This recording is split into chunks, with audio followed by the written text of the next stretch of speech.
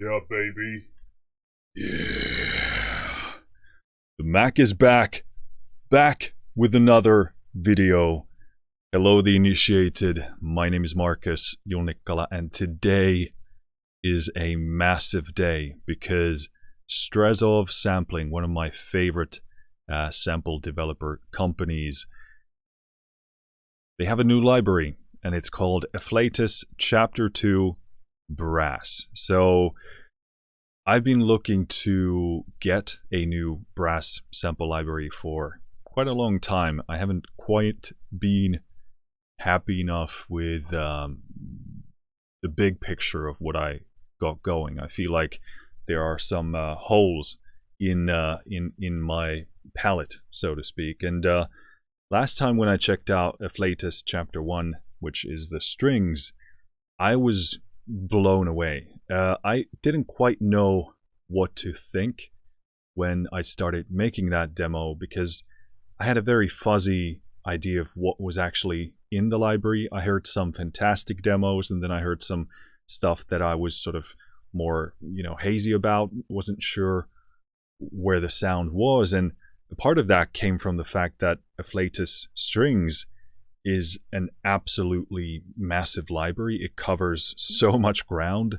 Like I said, it's like you truly do get multiple fantastic string sample libraries in one package. And I often say that I'm very skeptical when I see somebody do a library that basically has multiple libraries inside, because usually it tends to be the case that they all sort of are lukewarm at best, and they're a bit fuzzy, not very focused, and then you kind of end up with a bunch of different sounds that don't nail any one of those avenues that they try and do. But Afflatus didn't do that at all. It is truly, fantastic from beginning till end, and I was really blown away by what was actually in there, because you get these pristine, fantastic different sounds, and they're all stellar. There is no drop in quality. And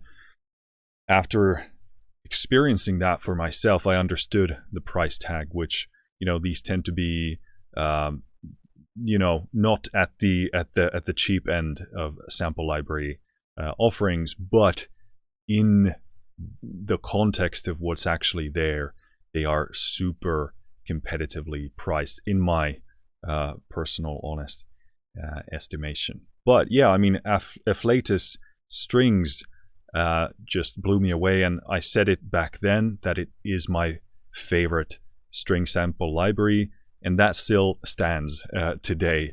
So you can imagine how excited I am to get into this library. I haven't played a single note of this yet, so this is truly a blind demo. I really have to, keep myself together here, because I'm so excited to get into this. Oh yeah, I did want to touch on the sound of the Afflatus Strings library, because I was really captured by how warm and how soulful and real it sounded like.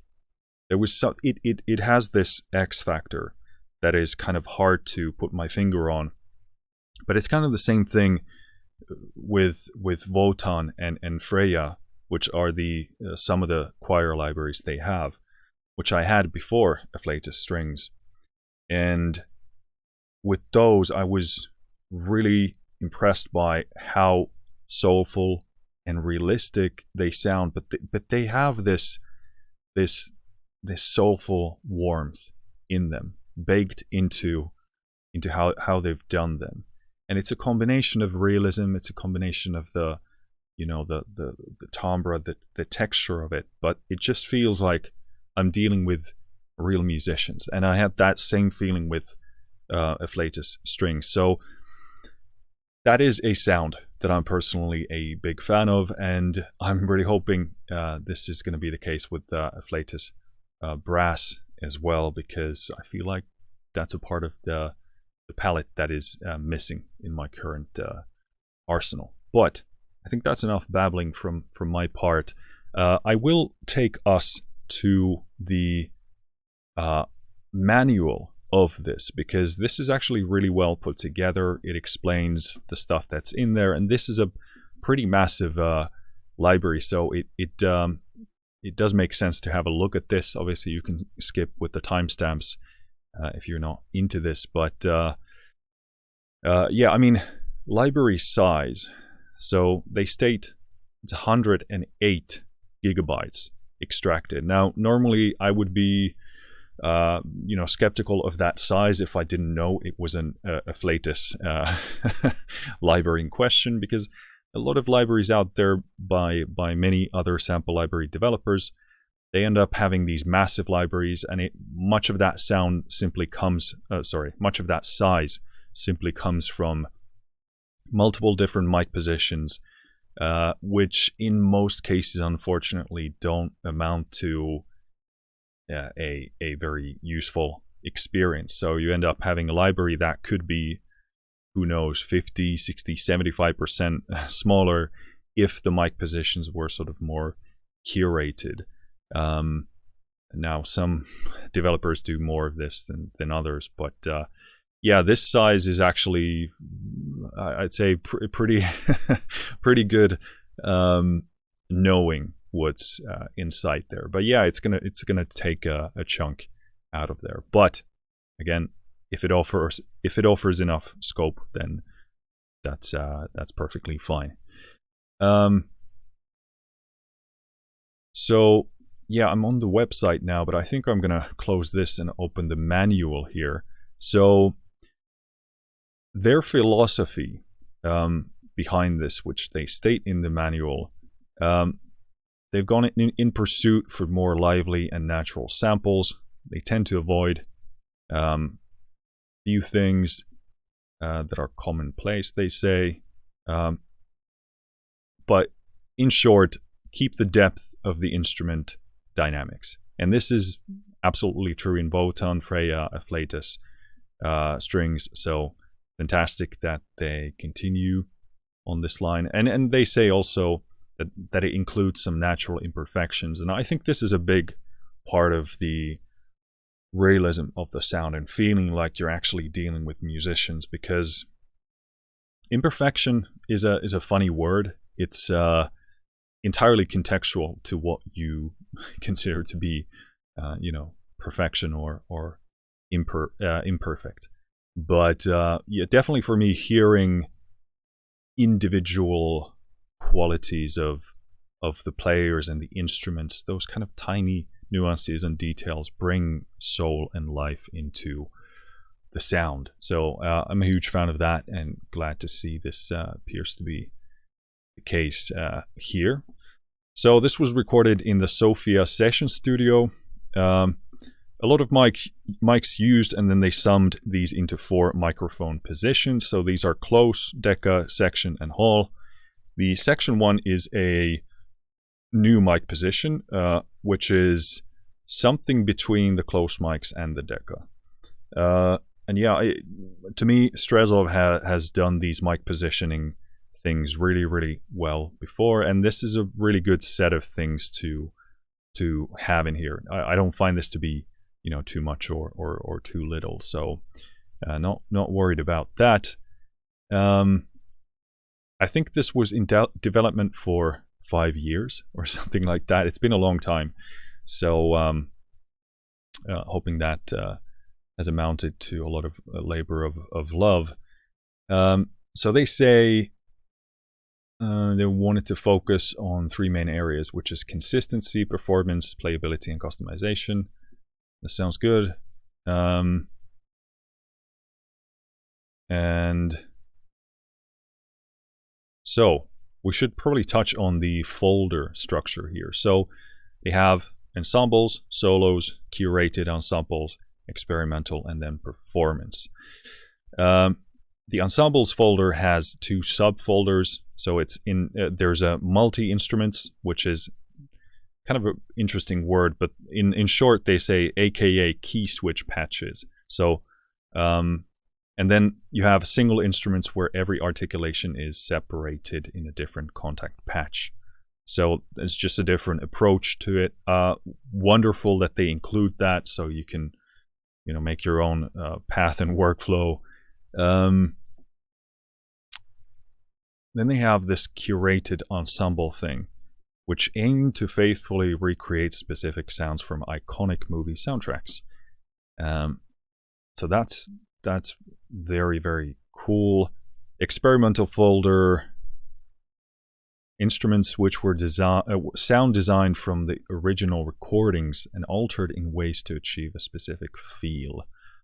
So yeah, hybrid scoring, soundscapes, etc. And then you have performance instruments, which are basically light patches. So easy, fast to use. So if you just want to sketch stuff and not load a bunch of stuff in there. Yeah. So touching on what's actually in there, beyond the folder structure, they recorded the following combinations for ensemble section. So that's 2 horns, 2 tubas, 3 trombones, 3 trumpets, 4 horns. And then low brass, which consists of bass trombone, cimbasso, and tuba in unison. Okay, cool. In the solos folder, solo bass trombone, bass? Why do I say bass? It's not a fish. Solo bass trombone, solo cimbasso, basso, solo French horn, solo tenor trombone, solo trumpet, solo tuba. Good. And by the way, this is for me as well, so I actually know what we're looking at here. This is obviously not the best way for you to educate yourself on what's in here, but cool.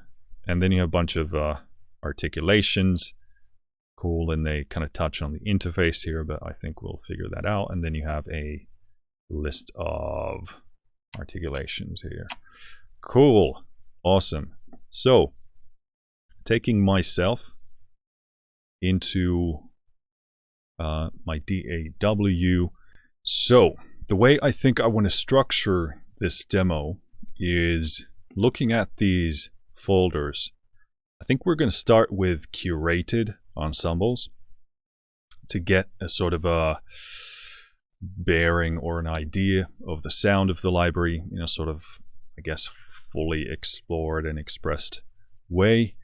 Then do experimental, and then go into the ensembles and then the solos, something like that. We're not going to go into the performance instruments because I don't think I'll be using them much, but you know, you can expect it to be the same thing, just a lighter version of this. So the first one in the curated ensemble folder is Barbarian Brass.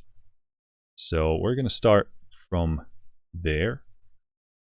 And yeah, I think we should probably touch on transparency. So Strezov Sampling did send me this copy. So first of all, thank you to them for doing that. That being said, as always, all opinions are my own, both in good and bad. I haven't been asked to say anything one way or the other, nor would I ever do that, and I'm not being paid to film or edit this video. Otherwise, in terms of what you'll be hearing, only Afflatus brass in action, no added effects, no reverb, no nothing, no EQ, just the way it is out of the box. I only have a limiter on my master bus to make sure the level for this video is decent. Relating to the limiter, it is set to be as transparent as possible, and I will be adjusting the limiter as we move along. So if you see me play with the mouse and you don't see anything on the interface here, that's what I'm doing. If you hear clipping, that is probably the limiter in action. If it isn't, I'll let you know, and if it is, I'll probably let you know either way. So I think that covers our bases here. So let me take myself to the DAW, and yeah, let's see what this is like. We might have to set the level with the limiter here, as this is genuinely the first time I'm touching this. So bear with me as we do that.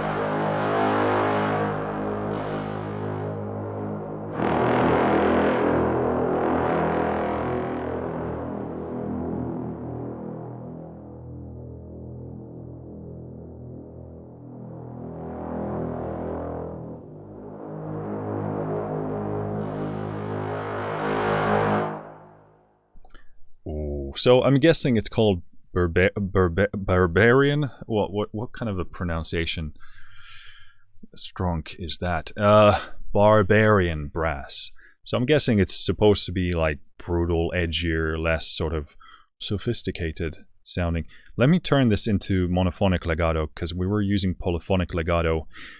Polyphonic legato in Afflatus strings, for me, with my limited knowledge and capability of playing, and also knowing how it works, really depended on the patch or the preset.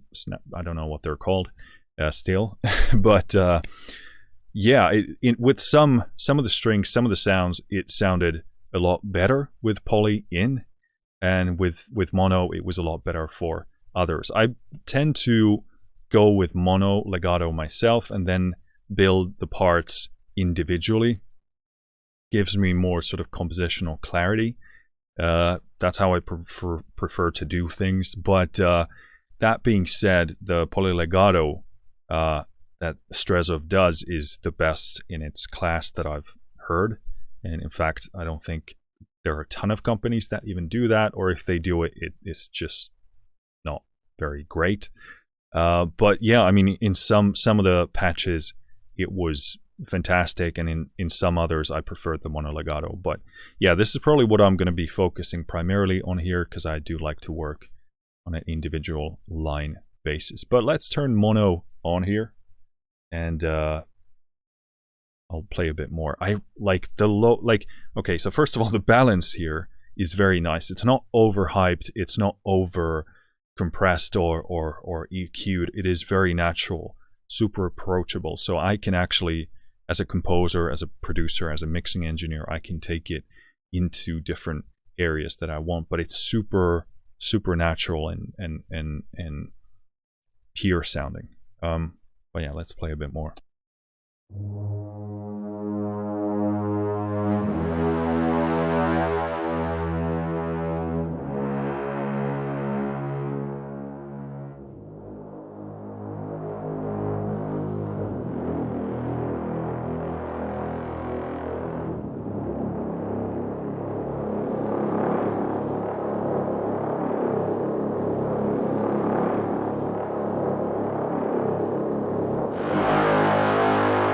Okay, so here in the very low C sharp, all that air you hear, it's beautiful, creates that realistic atmosphere, and you can hear some of the details of the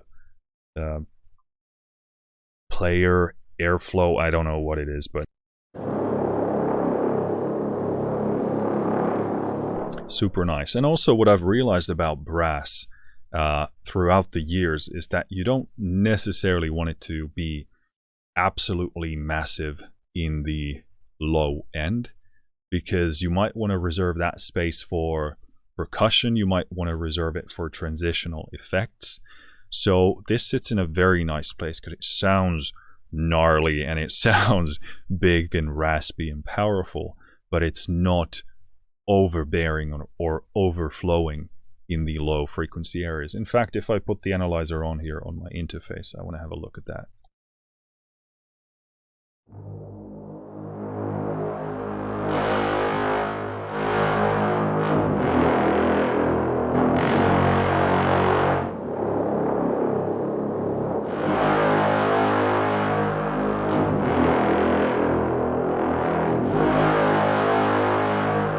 So yeah, this centers around that 100 hertz, 80, 100 hertz mark with that fundamental. Then you see a tiny kick there. Half of that, obviously, around 50 hertz is kind of like that slight bump to give you that. It's like a sub harmonic must be here. But what I've understood about brass in a mixing context is that you want the harmonics are oftentimes the most important part of it, and this is beautifully rich and raspy. I know we're only talking about one sound here. This is not the entirety of Afflatus brass here, but on this one you get beautiful, like that kind of ripping, distorted, raspy harmonics there. So very, very, very impressed by that.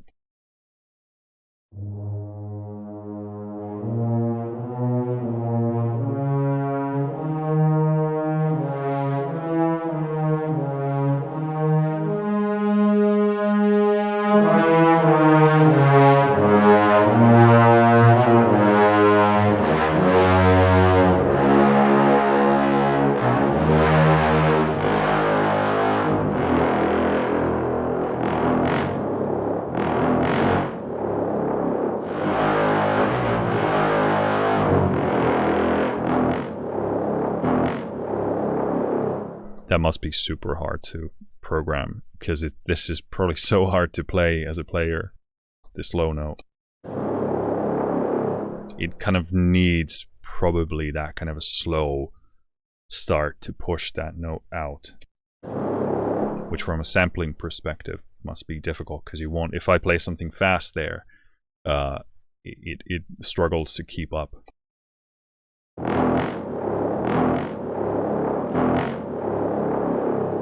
But the thing is, you wouldn't even write something like that in real life, because it's not probably playable. I mean, I'm not a brass player, but I'd imagine that would be very difficult to do. But yeah, I mean, the legato feels super, super good here.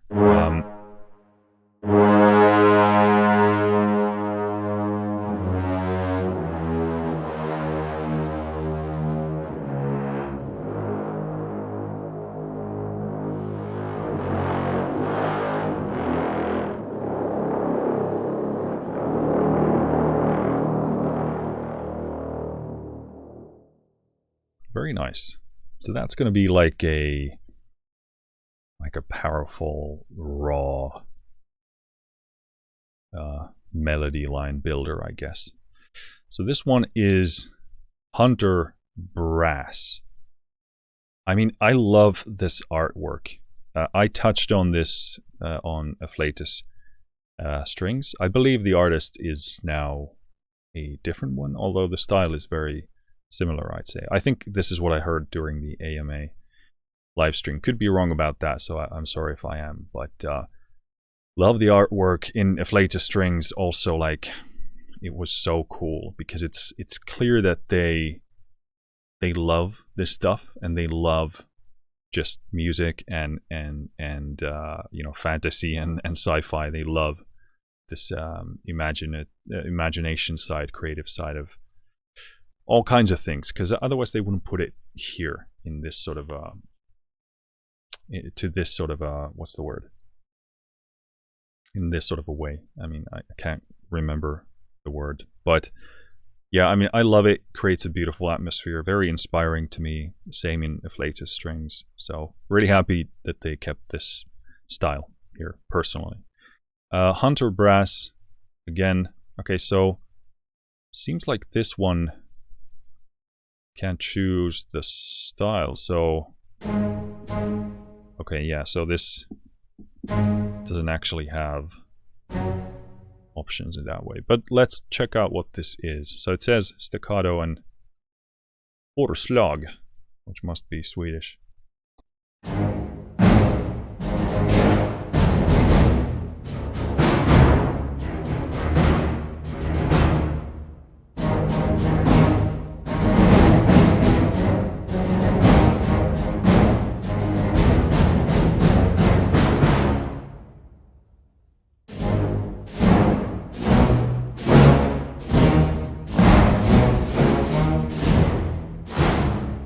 this is kind of a combined patch, obviously taking percussion with brass.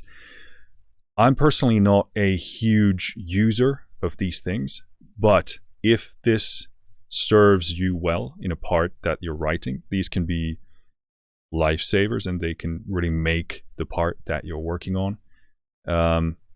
So it's kind of like, I see this as a utility kind of a kit thing.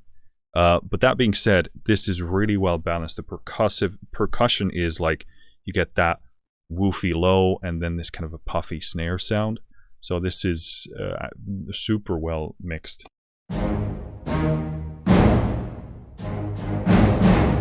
The dynamic range is really big. Like the big hits are far louder than the quiet ones.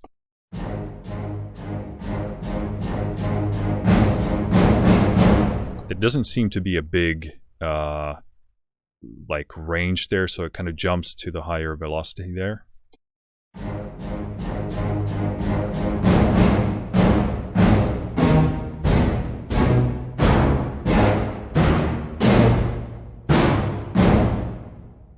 So yeah, but as far as I can tell, you can't dive in here to tweak the balance, so you seem to be stuck with that. I mean, other than the mic positions here, but cool. Let's go into Iceberg Brass.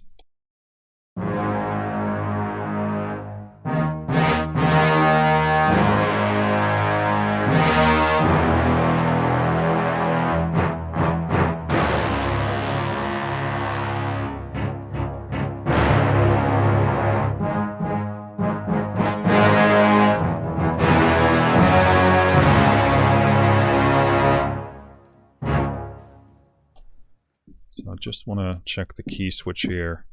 Okay, so you can change between marcato and staccato, so that's super useful.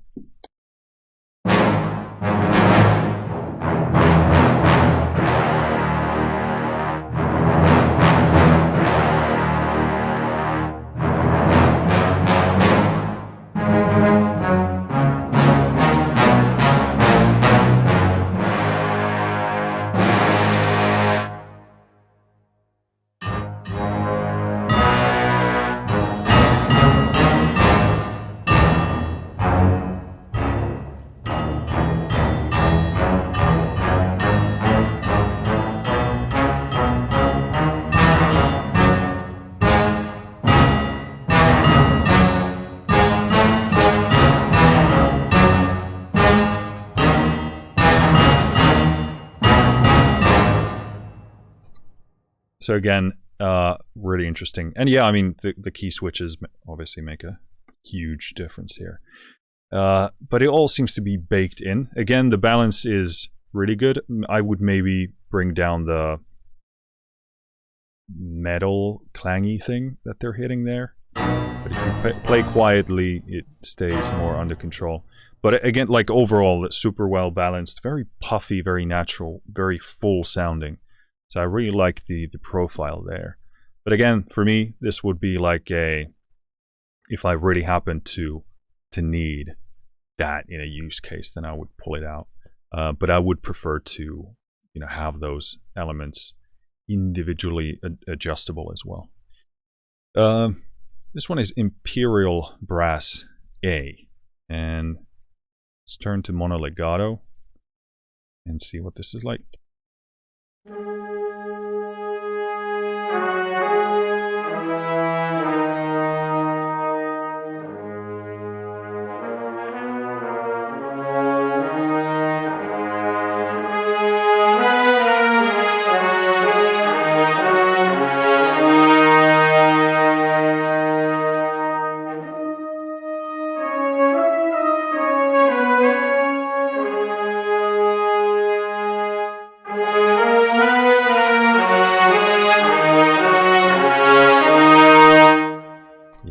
We're clipping the limiter there. Huge dynamic range. Let's try and find a place where we don't clip.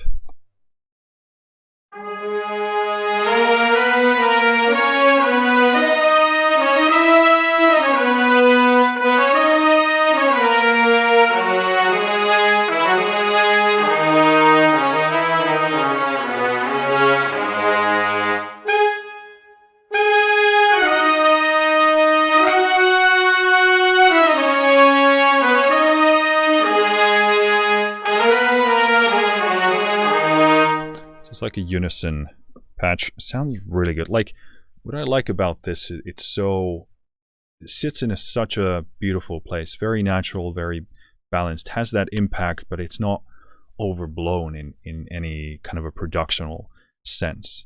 And you can hear from these that you can easily take them into a more processed, edgier range. Like when you work with samples for long enough, or sound, period, you begin to hear what will behave well when it comes to treatment. And if things are over-processed, then that path kind of becomes non-viable.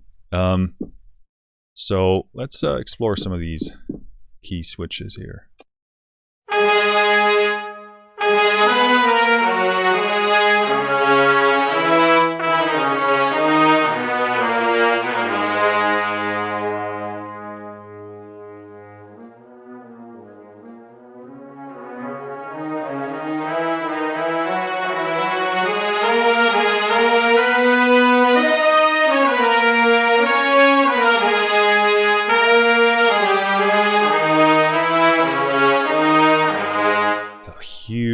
Dynamic range that gives you not only a lot of obviously volume range, but there's a lot of textural difference there as well. This one is tenuto.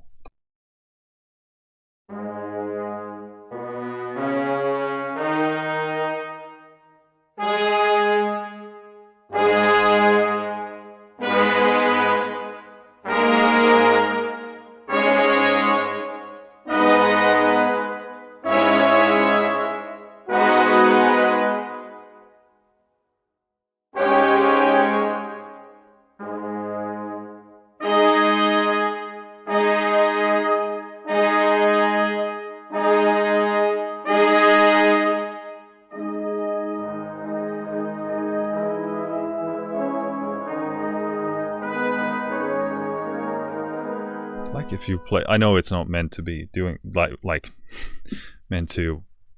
It's not made to do that, but if you play very quietly, it does an interesting kind of organ-like texture there. So staccatissimo.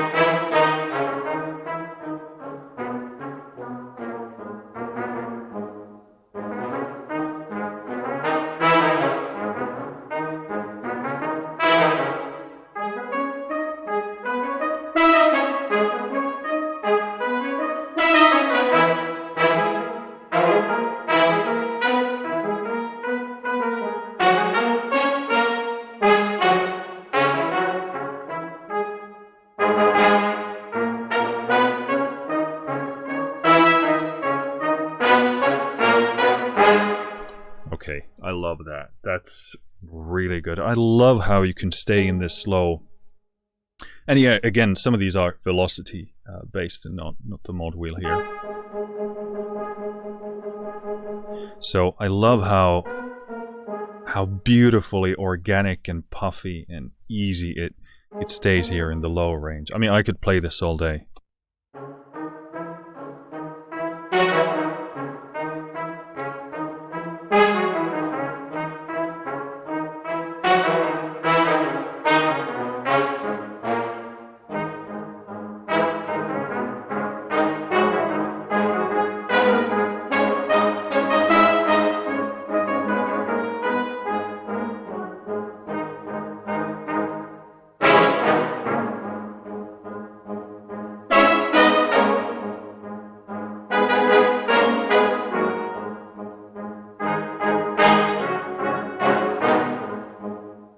mean, I would play that all day. That's beautiful.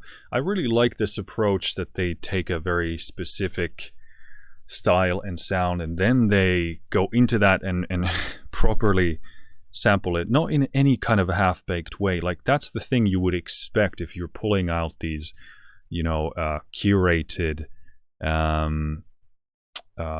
ensemble things, going for these specific styles.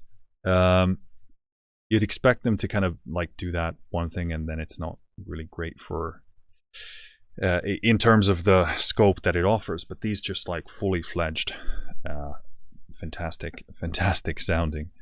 That's what I love about Afflatus strings as well. Like the rooftop chase strings are just like perfect spiccato for that kind of usual cinematic action stuff. Just that's so good. Okay, so these are Imperial Brass B. So let's check them out.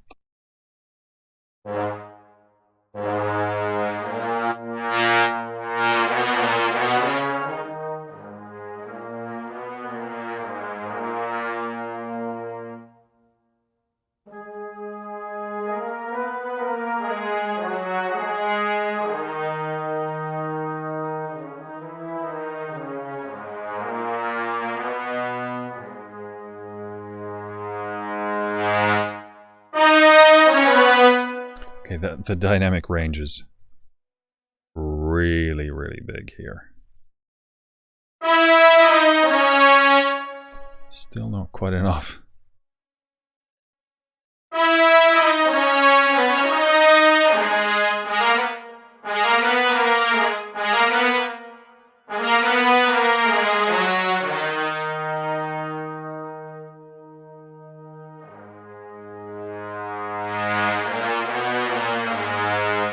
Okay, so here you can control the speed. So it says mono speed, then you have a percentage.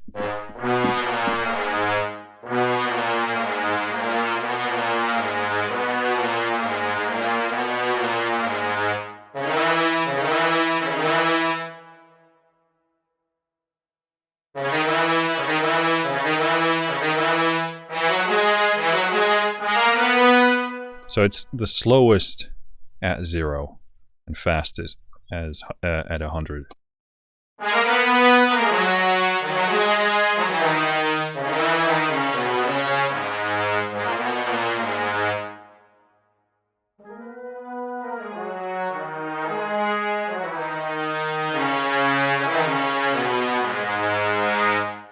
Cool. And then you have a poly speed as well for the, I presume, the poly legato. Then ADSR controls. That's always useful if you can't quite get to the specifics of what you're going for. Cool. All right. I want to check out the settings here as well. All right. Looks pretty, pretty basic. Let's change the articulation here. This one is tenuto.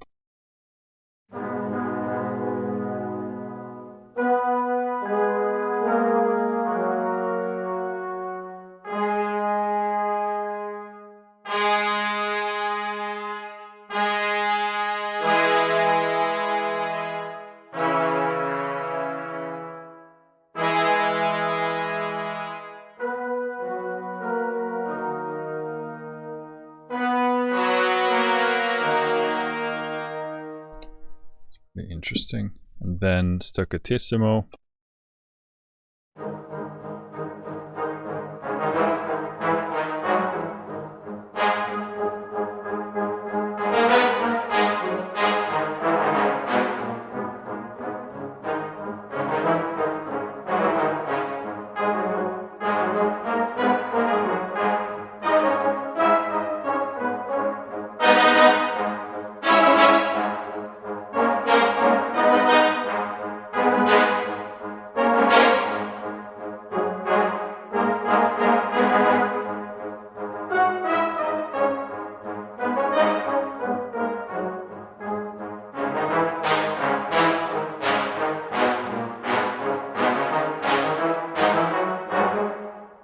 I could play that all day. I mean, if I played better, but that I just love that richness and that organicness in the texture there.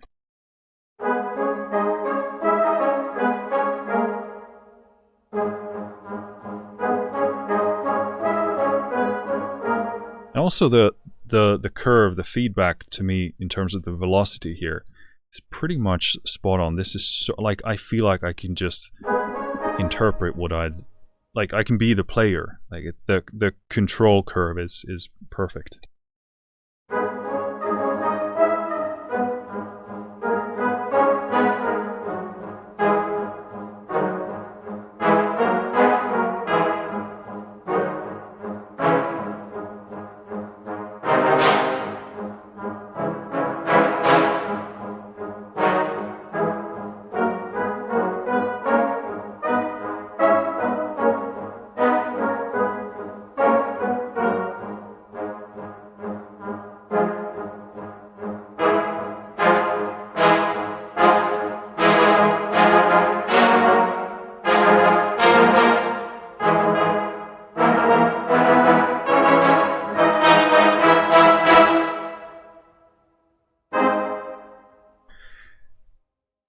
Wow, that is so pleasant to play. Like I can become the player. I feel like I'm right in the music myself and experience it for myself. All the textural richness here is absurd, and the perfect, like when I want to slightly poke out some of the power, the louder sections, it behaves like perfectly.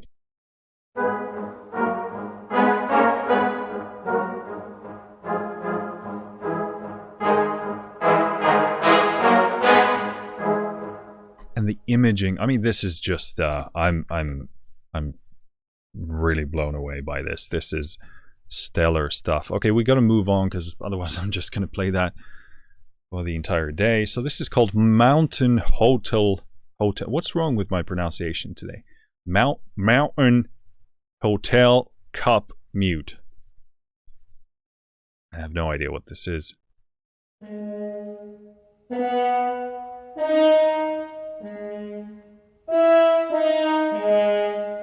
Okay, so we're having a marcato here.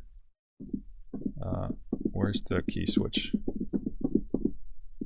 Why can I not find it? So I'm guessing there's only one because I only...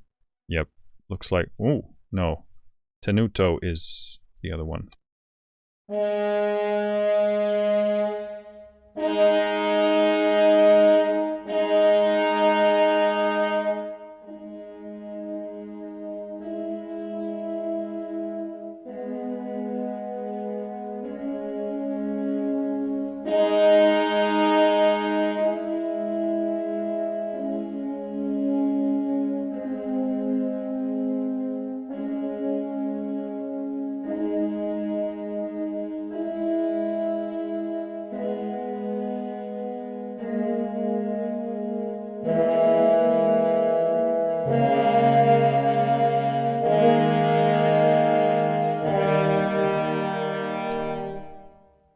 Beautiful dynamics, beautiful texture.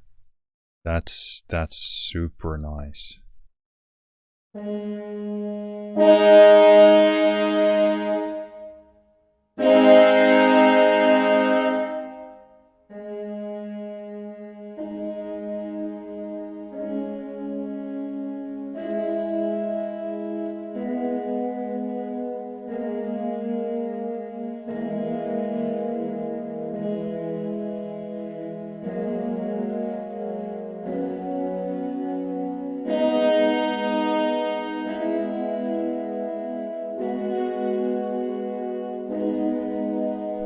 Very nice texture. Super cool. And again, it's so responsive to the dynamics. When you play this, you want to be super careful and mindful of that you stay in control. I mean, as someone who always loves to play in their parts as much through velocity as possible, this is just really cool for me. Mountain Hotel.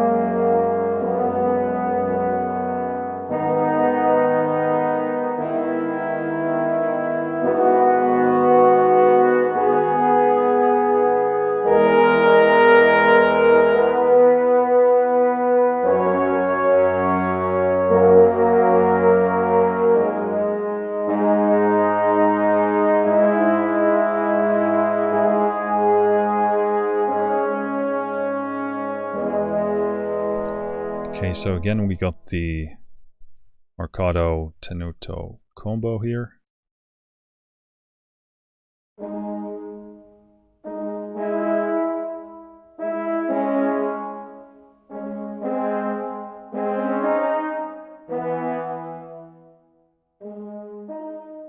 Would love to have a shorter option as well there. Yeah, super nice. What does... Okay, so we got a breath key. You can make some really cool, awkward ambient music with that. Dark ambient horror stuff as well. Next up, Noir Brass.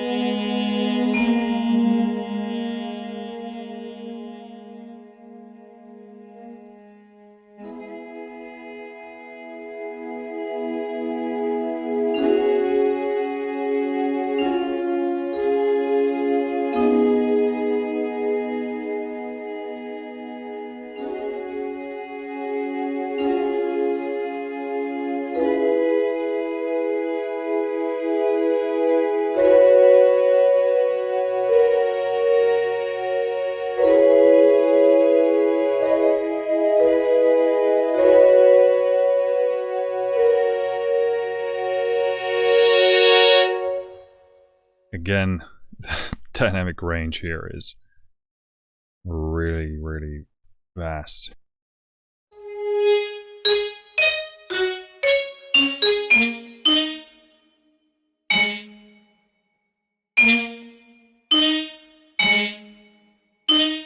So I guess that's a xylophone, I'm guessing. Gets a bit harsh there on the top end. I would tame that a bit. It gets a bit too aggressive.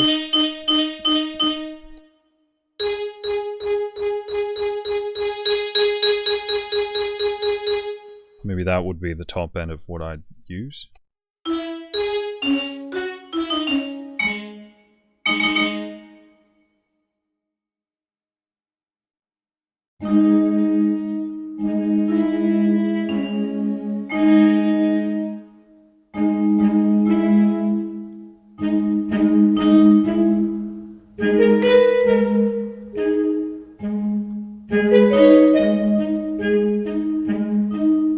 Okay, so this one has a much wider range of articulations here.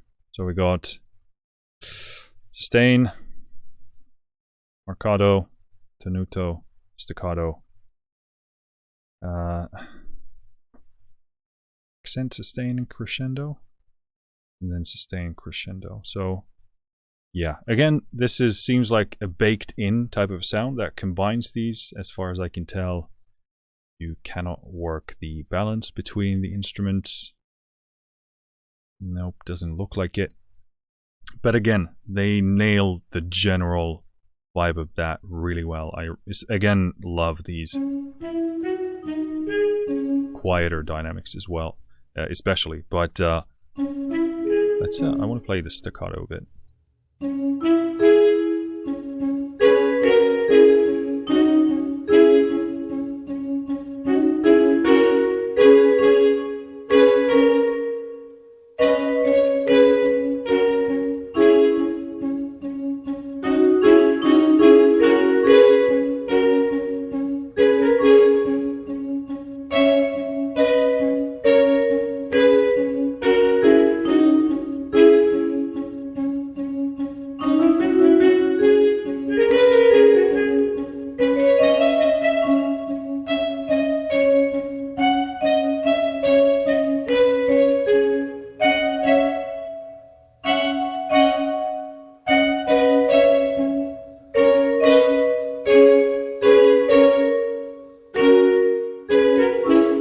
Beautiful texture. I mean, these are really well balanced. I mean, like I said, I would prefer to have individual control here as well, but I view these as like great bonuses. But if I was going for that kind of a sound, this really, really beautifully encapsulates that vibe. And again, I don't know if I could even... I mean, the balance here, especially in the low dynamics, is so well done. And this, I don't know if this is like a performance source-based thing. So if they actually sampled all of these simultaneously. I'm guessing yes. But, I mean, these really have that something. That kind of X factor in that regard. But yeah, for me, personally, tremendous like extra utility things, and I can really see myself writing something with this.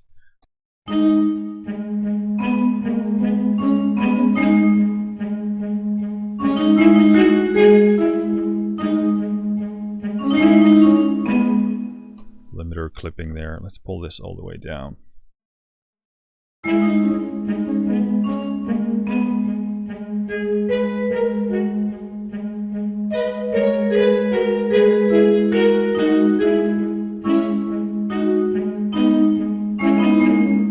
Cool. Yeah, I mean, I could play that again all day. It's just so responsive, and I just feel like I'm actually like the player when I play that.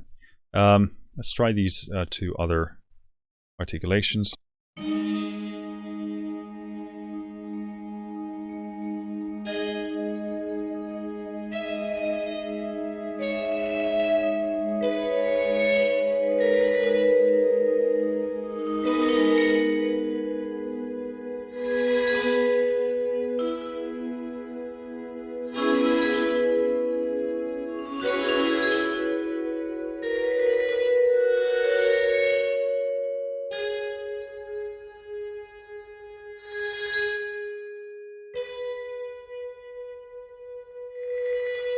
Okay, that's really interesting. I really like that texture again, and you know, it crescendos when you let go of it. So as long as you know that, you know what you're doing with that.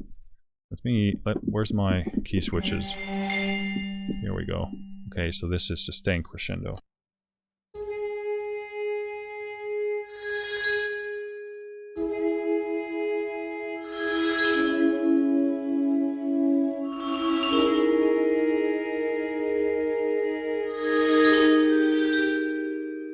Cool, so a bit of extra stuff.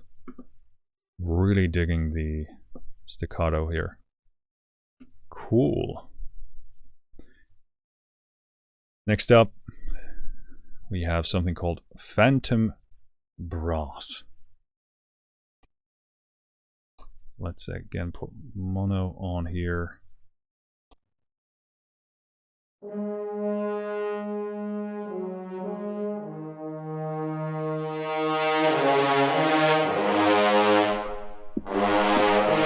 Let's get better level here.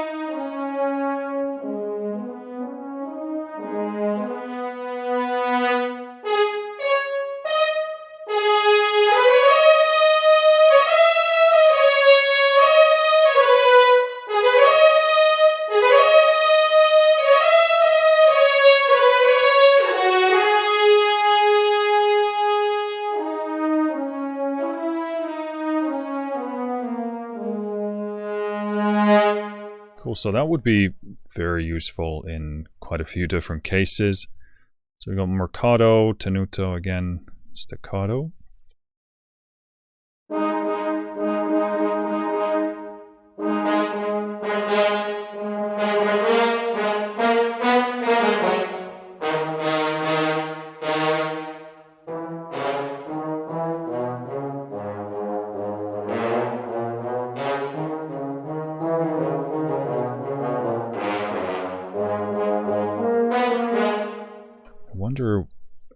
if I'm ballsing up something here.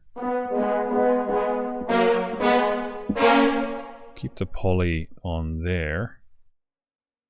Let me jack up the poly speed as well.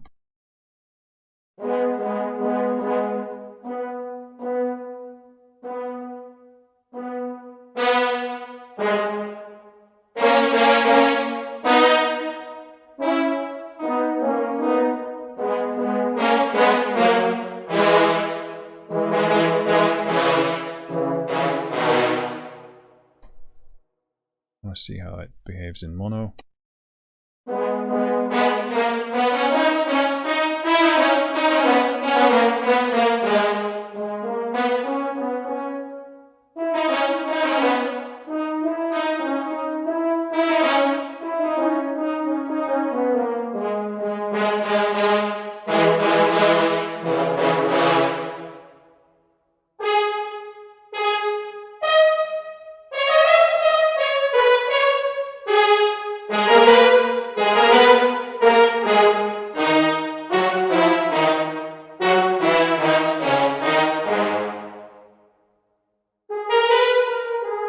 So I feel like here in the low dynamic range, some of the notes, even when I think I play them pretty quietly, they pop into that next dynamic layer.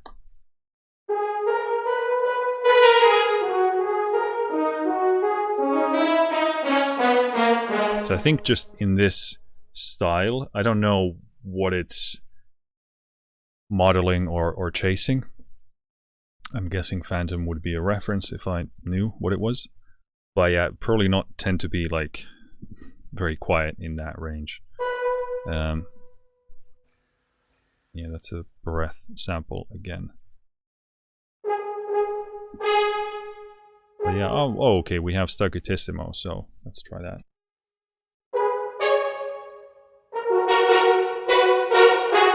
Okay, that's good.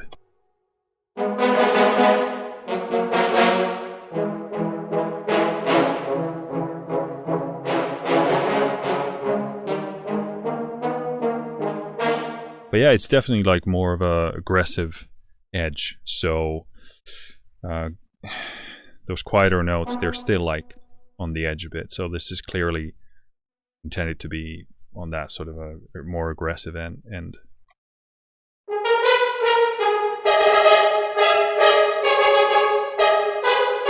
And that slight like detune there just sounds really, really cool to me.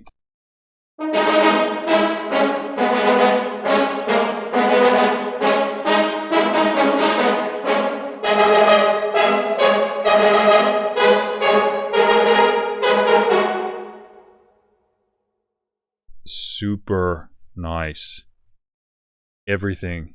Imaging, balance, impact, playability. This is one of those like spot on. This is going to be like one of those staple things that I use. It's just so like the realism, but the organic, natural side of it.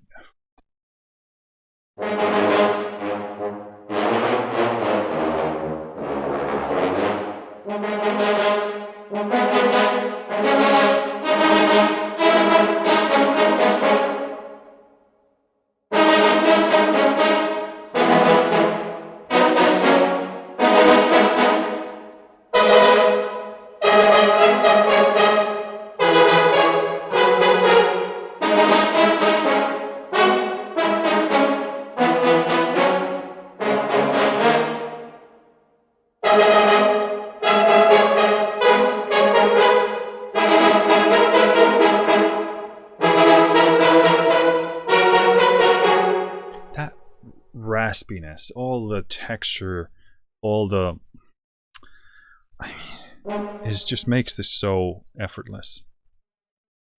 Okay, so poly speed was at full here, so I'm gonna turn it down.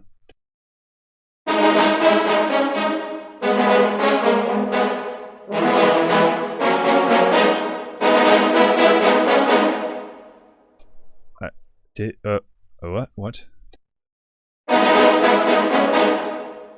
Does this feel faster to me? What? I don't think it's doing stuff there on the... short notes.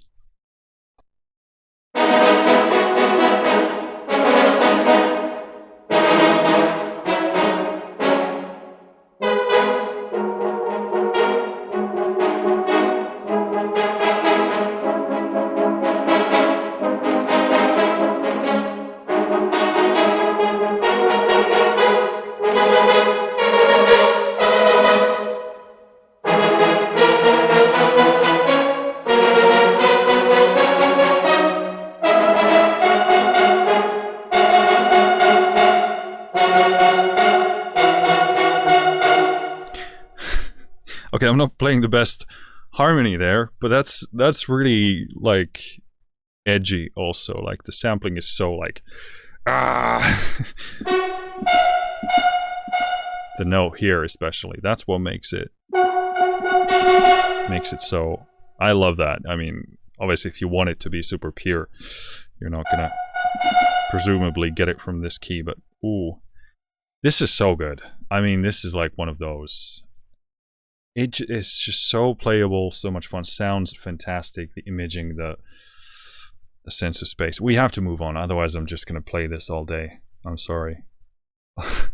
Sorry for playing it for this long already. Space Horror Brass.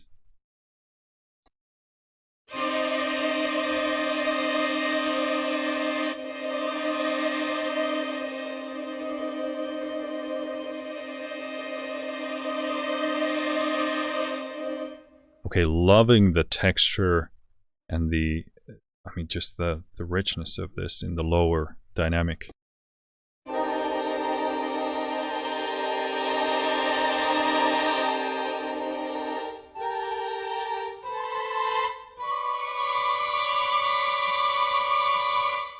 Ooh, on that there's a lot of like artifacts, and you can hear the low end rumble there coming from the players. That's really nice.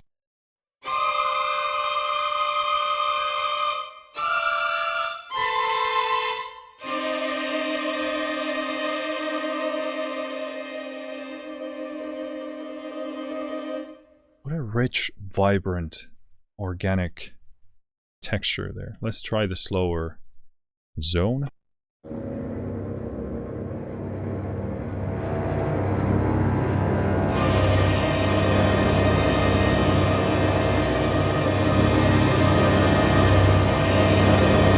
Okay. Beautiful. I feel like I'm right in the song, in the music, in the movie, whatever.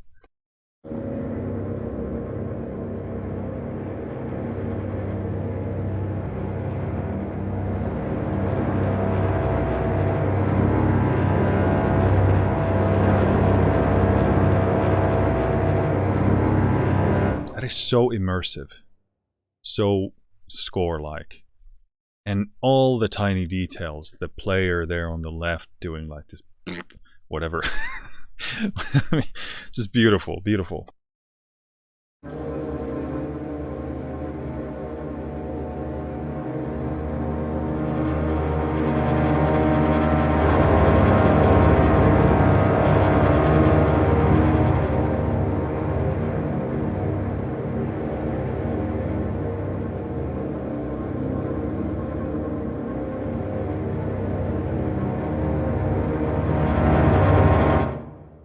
What?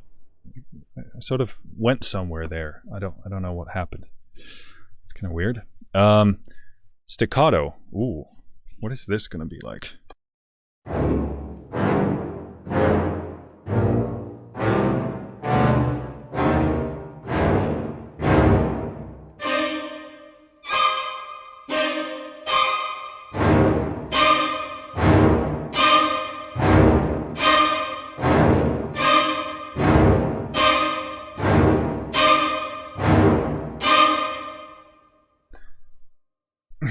What? Beautiful imaging. The soundstage is just so spot on. These are going to be super useful if you obviously write something in that style. But yeah, I mean that's just stunningly captured.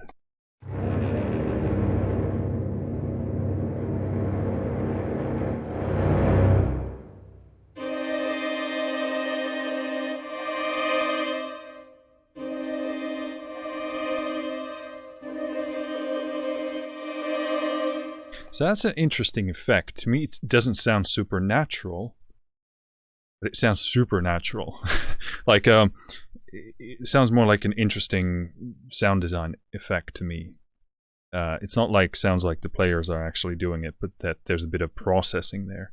So it creates a unique vibe on its own.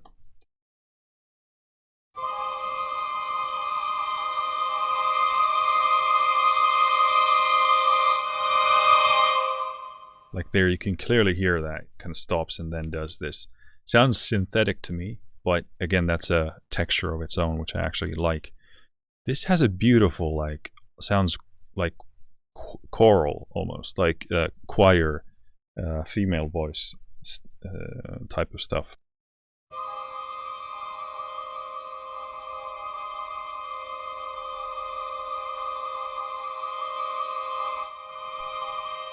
It's like a very high operatic soprano is trying to do a high note really, really quiet. That's a interesting combo. So D crescendo.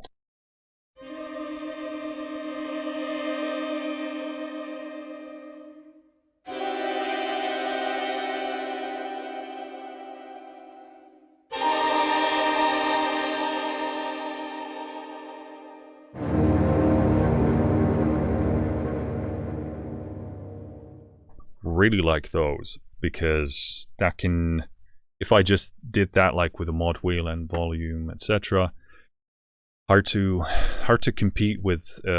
I would presume that's a sampled take on it, but sounds supernatural, very, very, very smooth.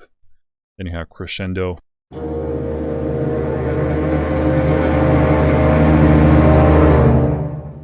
Getting a limiter clipping there, but same thing. Wonderful to have that actually sampled. Supernatural sound.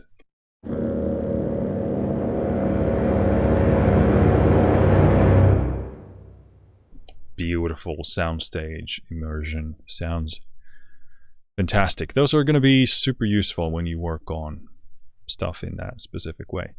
All right, so the chosen one horns swell. So these are the matrix thing. That much I knew from the demos and the AMA, but interested to see how these behave when you actually play something here, because I have no idea what the relationship between the sound and the playing is. So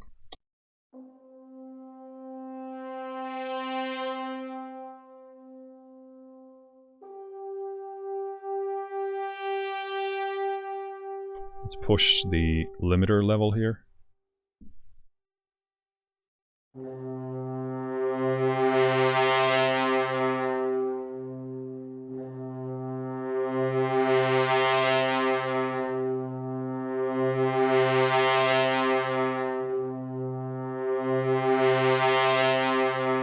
Yeah, just testing if the mod wheel does anything. Presumably not. Okay, so you got swell slow, you have swell medium, swell fast.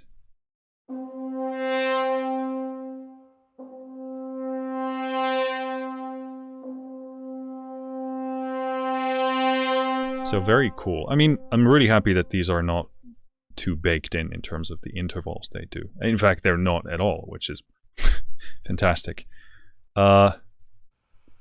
Then we have a breath sample again. Really happy about this because these are so multi-use, far more than what I expected. But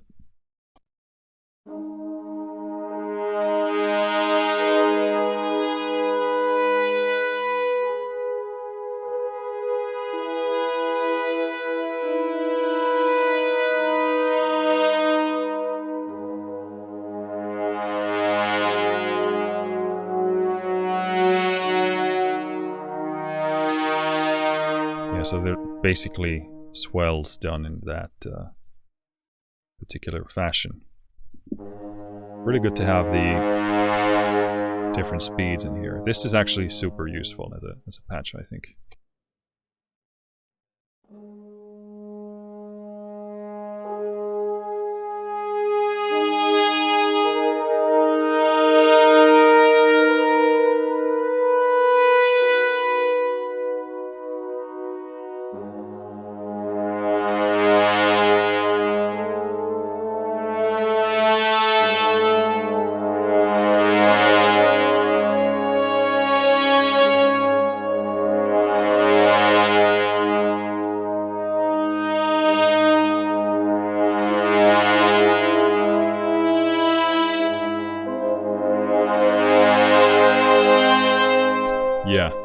this is really cool. I like how that's put together.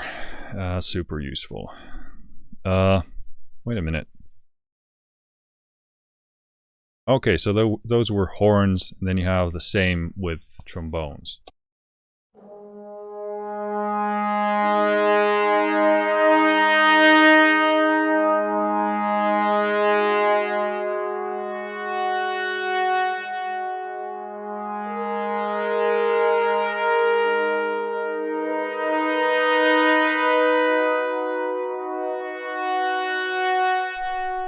Yeah, very nice. And again, you got medium, fast, and slow, obviously.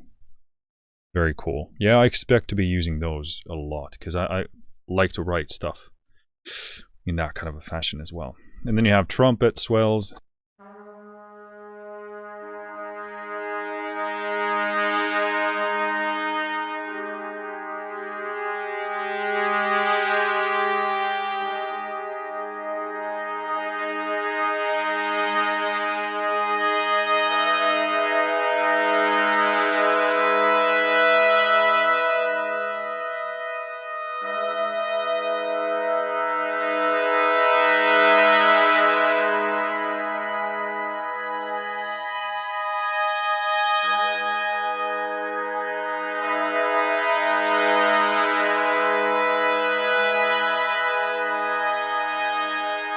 Yeah, super cool.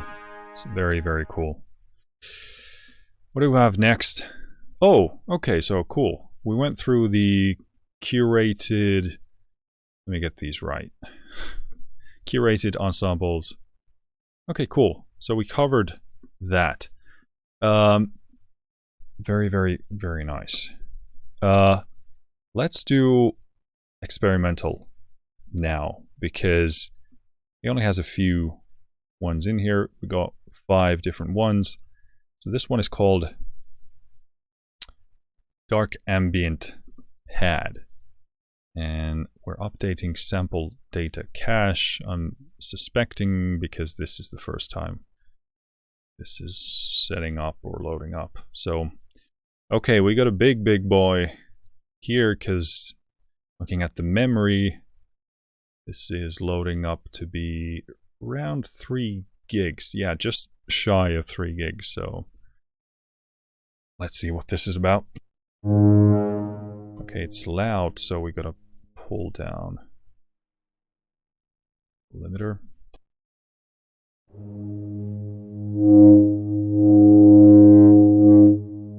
Okay, so with the mod wheel, there's a very kind of resonant sound there.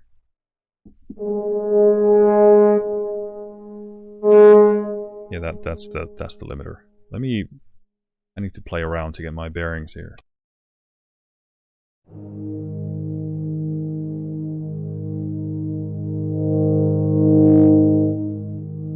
Yeah, that seems super loud.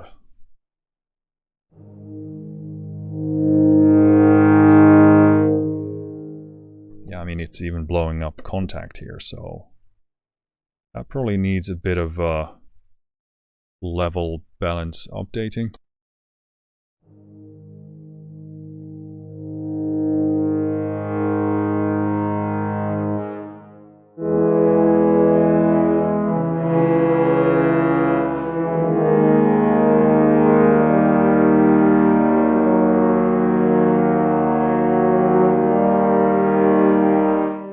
Okay, so really interesting. Like at the top, our top dynamic there, it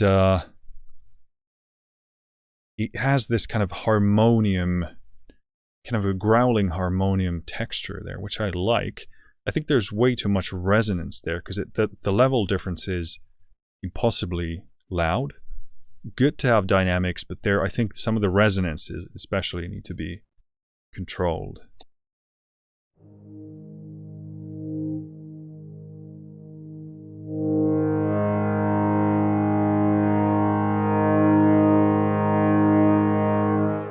I mean, because there's like 25 dB difference there.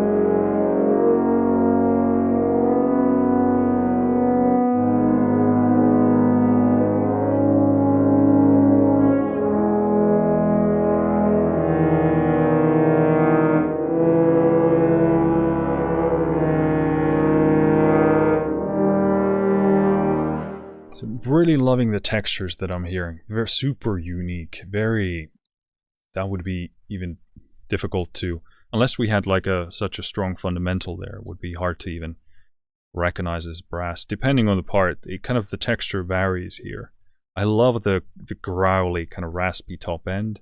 And then you have these interesting like tinier textures there in the transitions, which are really cool. I think I would take this and take something like OEK Sound Soothe just to like get rid of all of that build up in the low end, because it kind of takes up all the space. And this is obviously this was at the full dynamic, so you're kind of facing a dilemma of getting the texture you want, but then lowering the level so that you don't, you know, blow up everything basically. But beautiful textures here.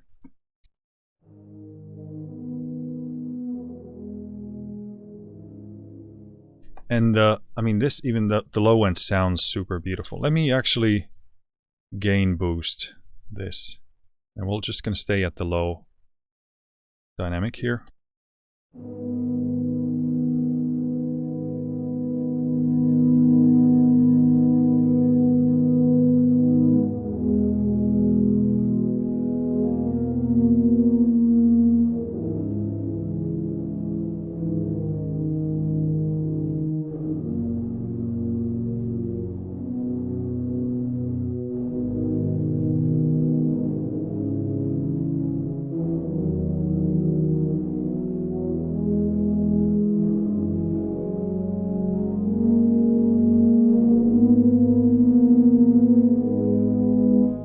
Beautiful texture. I mean, this is kind of like, I love both extreme ends, but using them in the same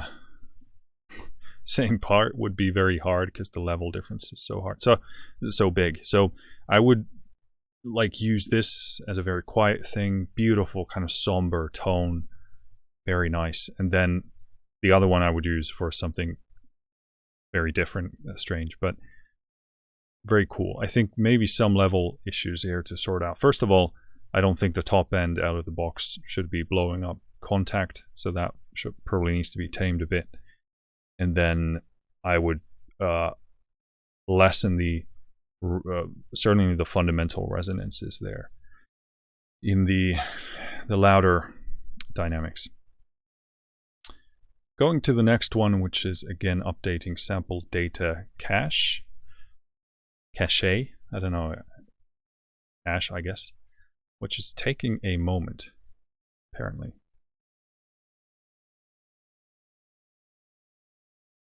Okay, this one is another biggie. We're not halfway through, and it's about more than 2 gigs. So it's a big boy. This one is called David and Goliath. So let's see what this is about.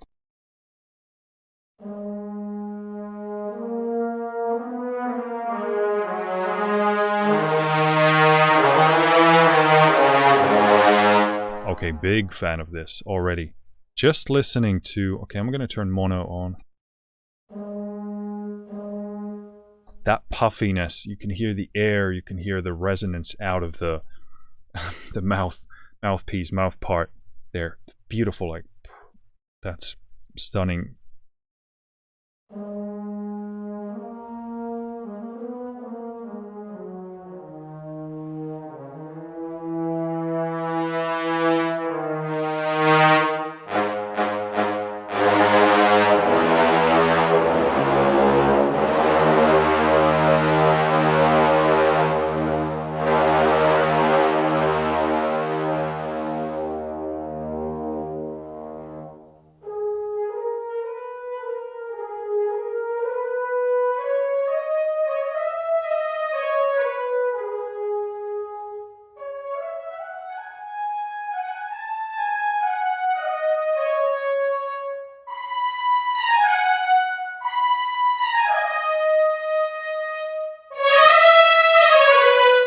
Okay, let's pull that back. Yeah, very, very rich dynamic range again.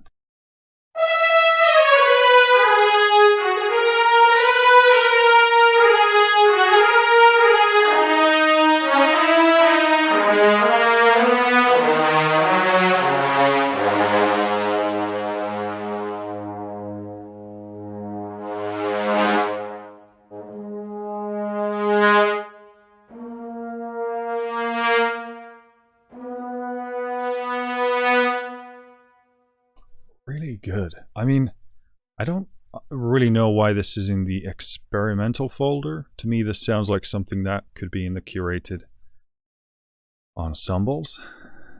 I don't really know what it's supposed to be doing. Oh, I want to try the staccatos here.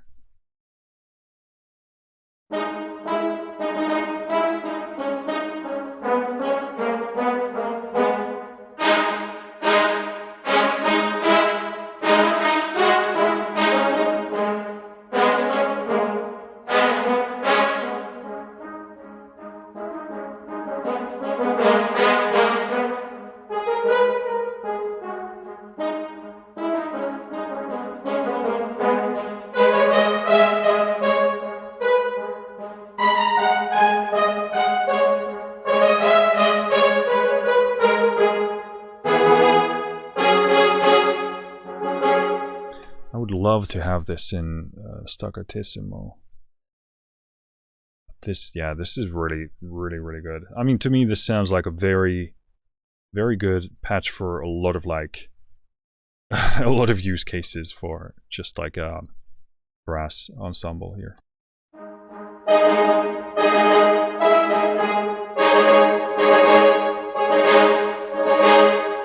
Let me pull down the level here. It's a bit loud.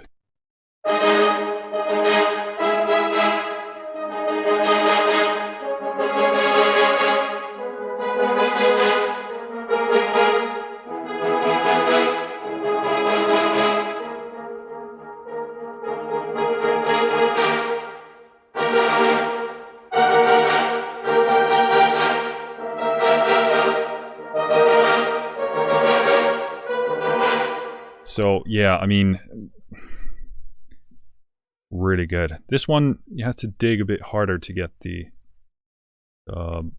louder notes out of there, but I mean,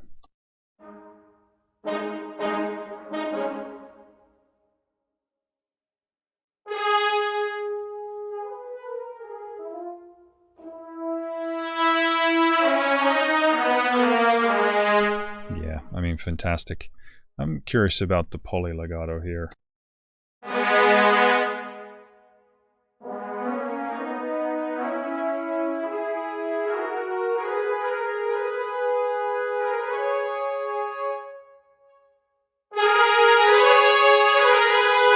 The thing for me is that I would individually want to control each line, the mod wheel, the dynamics for each individual line. So that's why the polylegato for me doesn't usually get me there. But again, it depends on the sound. It can really work on some of them, at least on Afflatus strings.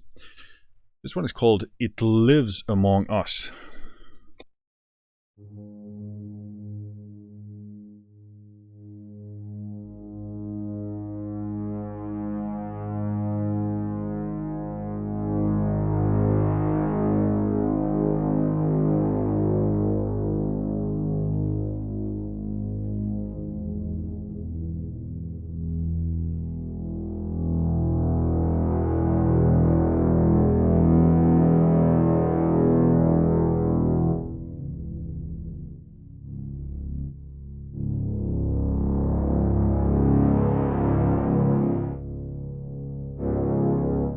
This is really cool. Obviously, it's doing that dynamic cycling on its own. I'm not doing anything here. Here, the mod wheel controls like the overall intensity of it. It's obviously a level thing as well, but also a textural thing.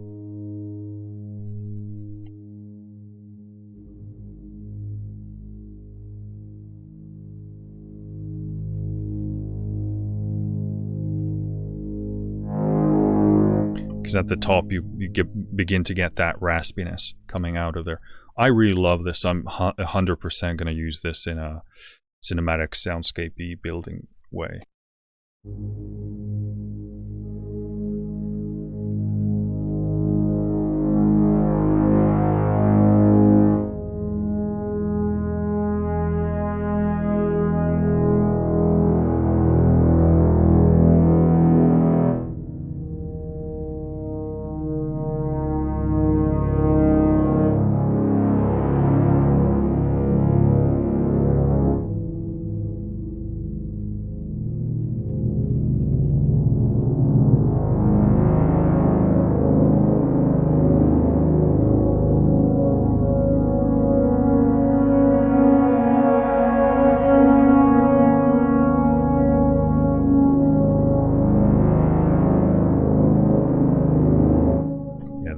That is beautiful. That's 100% going to go in there. All right. Next up. Ooh. This one is called Mega Brass. As if we hadn't had enough Mega so far. Honestly, kind of scared at what this is gonna be like. I'm gonna pull the limiter back even before playing anything.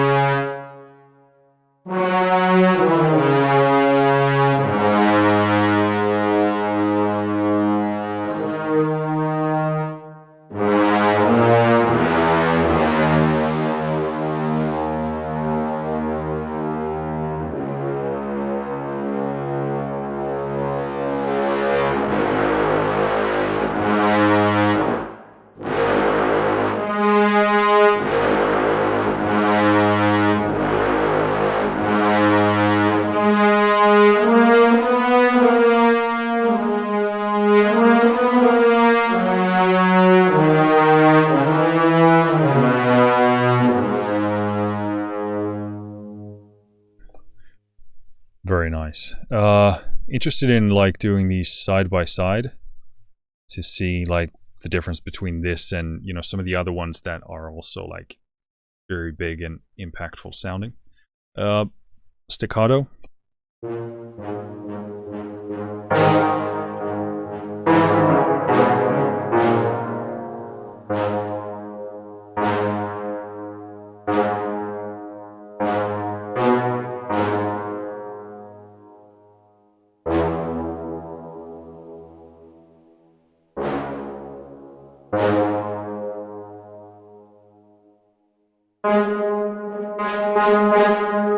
Does that have like a piano in there? Or why is it like a... The reverb seems very long for this.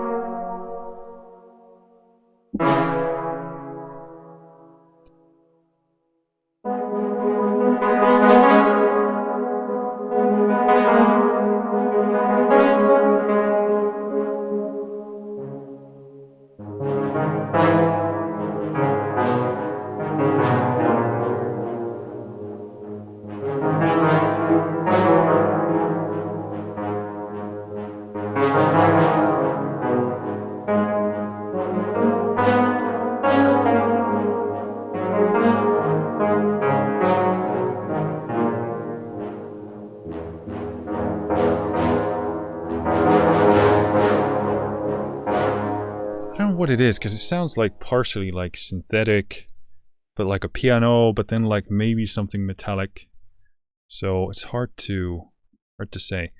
This definitely has more innate reverberation here as well.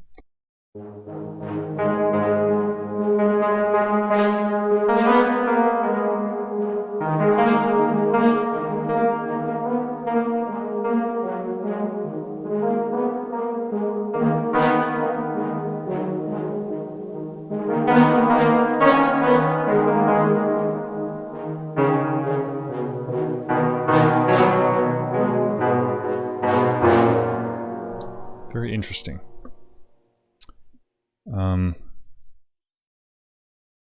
Marcato.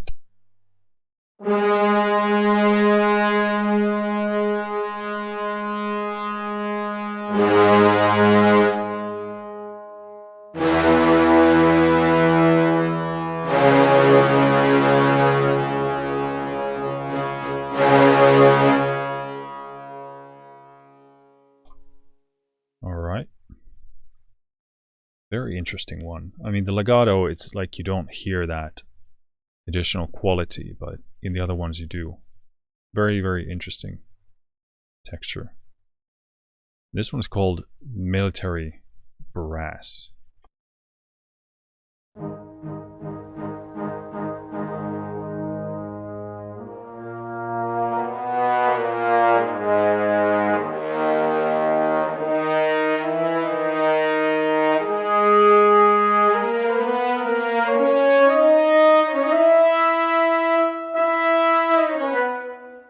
Let's do mono legato. Let's up the speed here.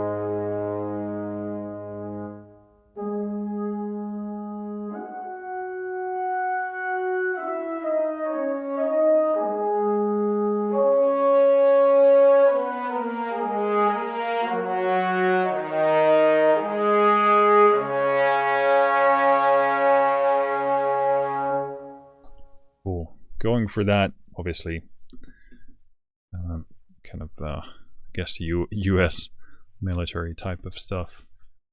That kind of unison. Very interesting range of textures. Like the low end has a specific tone, the mid's sort of more honky, but its own tone, and the top one as well.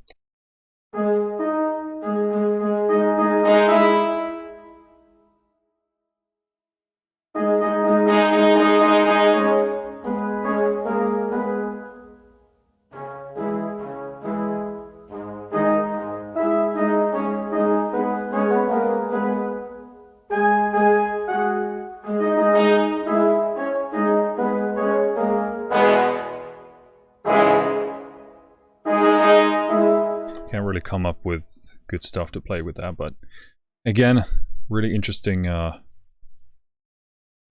thing to have in the toolkit. Okay, so that covers the experimental folder. All right, next up we're going to look at the ensembles, and I would presume these represent the instruments in their sort of most natural and flexible range, probably lending themselves to a wider array of styles and sounds, whereas the curated stuff is sort of more specific to a certain style and context.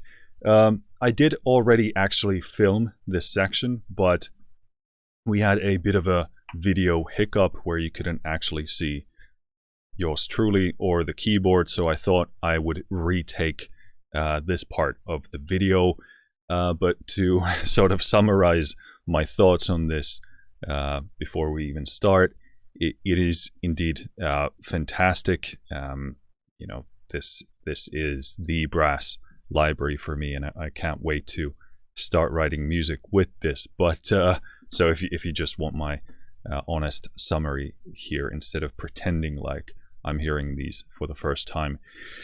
Indeed, I'm hearing them for the second time, and they are fantastic. So, again, going to open up this menu here. When you open multi instruments, you get, well, this is what you see: 2 horns, key switch. So yeah, we're going to look at the multis. We're not going to look at the single ones because you get the articulations in the key switch multi versions as well. So we got 2 horns, 2 tubas, 3 trombones, 3 trumpets, 4 horns. So that's a really cool thing to include. And indeed, many sample library developers do give you options to both, you know, 2 and 4, or maybe more sometimes. But yeah, then you have bass, trombone, Cimbasso, tuba, key switch, and then you have a folder of mutes, which we're probably briefly gonna touch on. So we got 2 horn key switch open here. This time let's close this one and see that we are indeed in business. Looks good. I'm going to keep this in mono legato mode because that's how I write most of the time. And we're going to go from there. In terms of the articulations we're going to explore here, I'm going to try and touch on as many things as possible, primarily interested in legato and staccatissimo, but I'm going to try and show you other stuff as well. So, mono legato on 2 horns.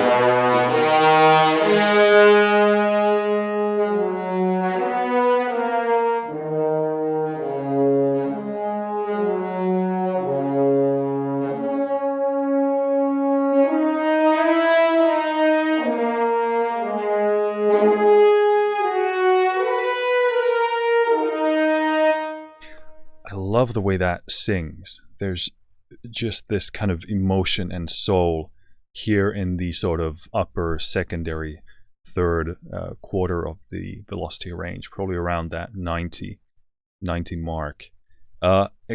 Again, this is the dynamic range of this is beautiful, and this is going to take like a recalibration of how I play stuff and how I program and how I play with the mod wheel, because genuinely the top end of this is super aggressive and loud.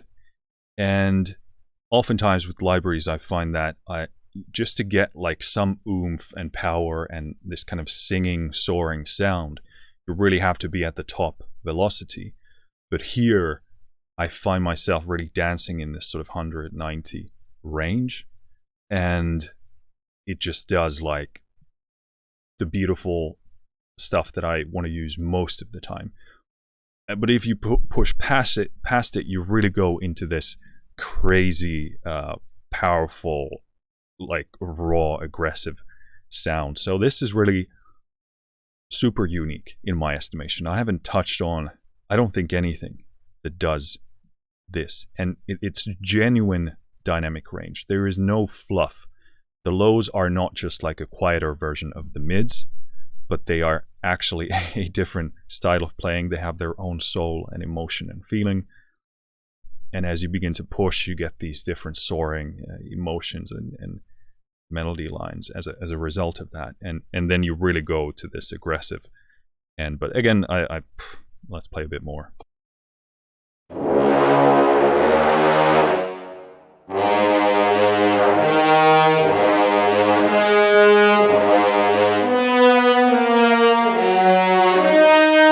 Because that would be like too much power for a lot of these kind of evocative soaring melody lines. But I love that it's there, because if I really want to go ham and do something gritty and crazy, the range is actually there. So I'm just so inspired by the range of it and the scope of the dynamics here. Let me actually increase the volume for myself here a little bit.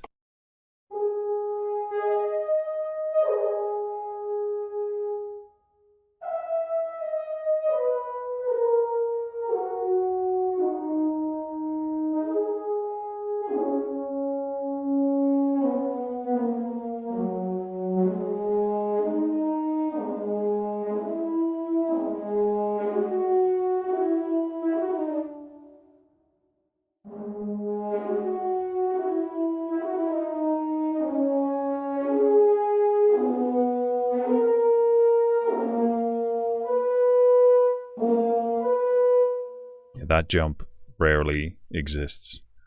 But would be cool to have more than an octave jump. I don't know if that's actually...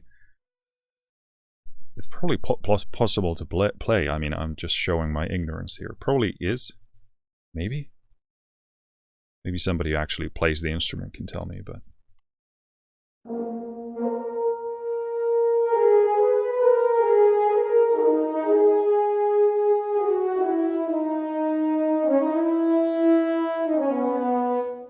And again, you have the speed here. This is a fantastic control, like such a obvious thing, but it really gives you a tremendous amount of range to work with, because a lot of the time, a lot of libraries don't actually offer this, so you're just stuck with the speed of how they're kind of sampled, and that really can suck, and it can really make a library pretty much redundant in many cases, or then you just have to go with best case scenario. But the speed here is a fantastic control and really brilliantly done, which shows the fidelity and the quality of this.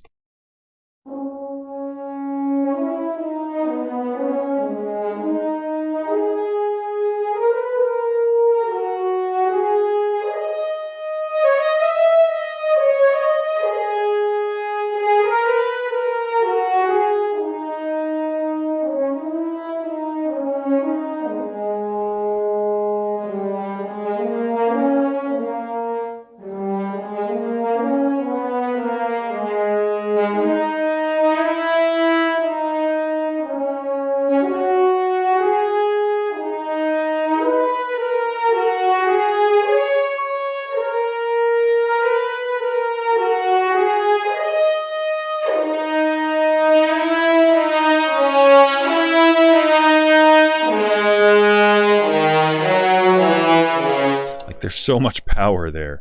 For the most kind of typical loud legato phrases, I would probably go somewhere, let's see.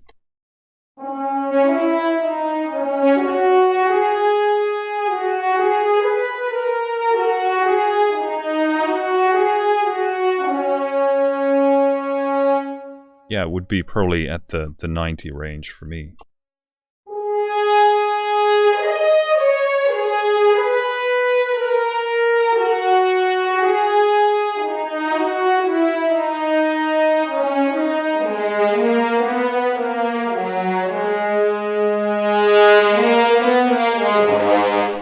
Or 100, but you still have, 27 or 30 something steps to go for even more power. And this, for like classical stuff, this is fantastic. It's fantastic for pretty much anything, but yeah, very impressed. Okay, let's move on. I'm just going to play that the entire day otherwise. Flutter.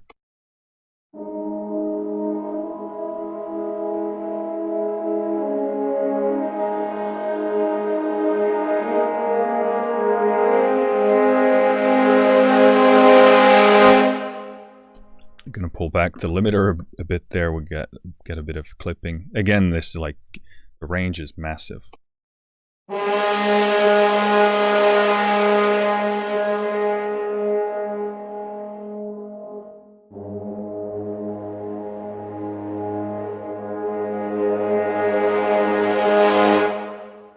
Really nice. And the sound of that release, that space, that presence, that musicality, it sounds like I'm listening to an actual recording of that performance. That's really nice. Mercado.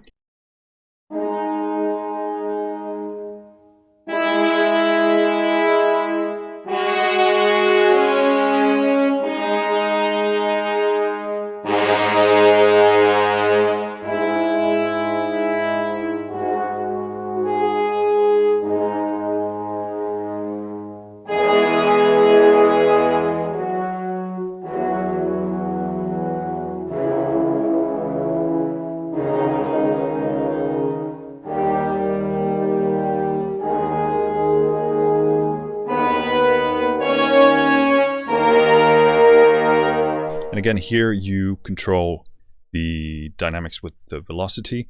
It's so responsive, it's so playable. I just love the relationship between me and the keyboard and how it triggers and maps to this. It feels fantastic.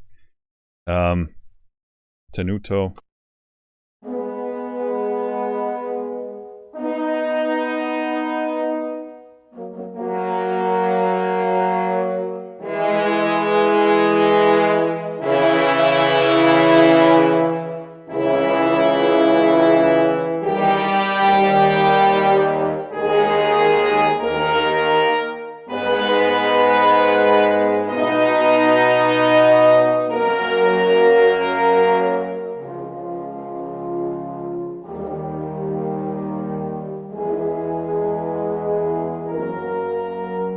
I just love the soft end of that. It's so puffy, so silky, and it's like I can actually pull out what I want to put in. Just awesome. Staccato.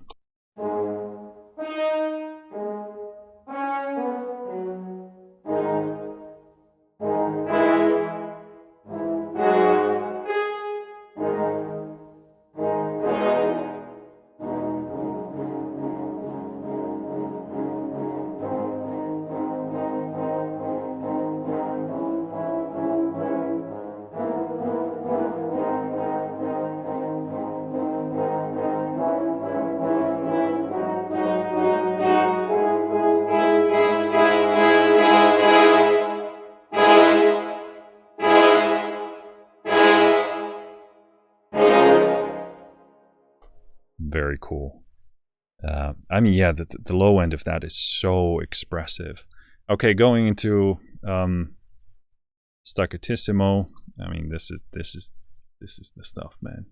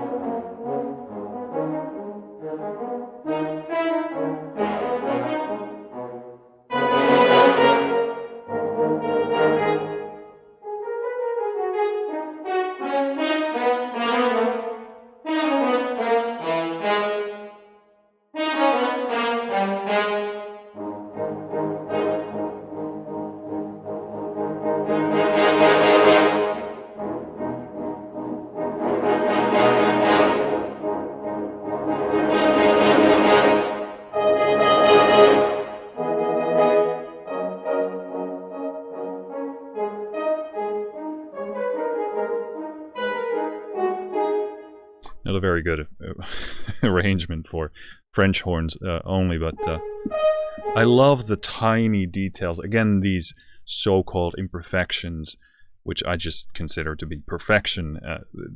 Tiny tonal details and shifts and grit and artifacts, and not like digital, but like artifacts of the performance, and those kind of, you can actually, feels like you can hear a player in there. It's just fantastic.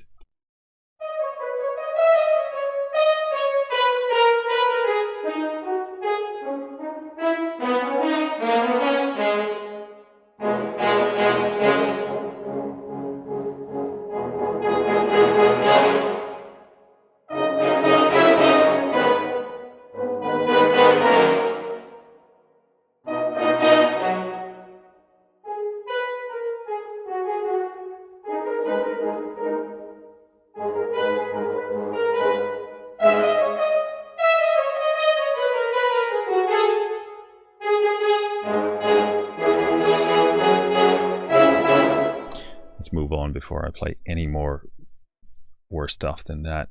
Repetitions.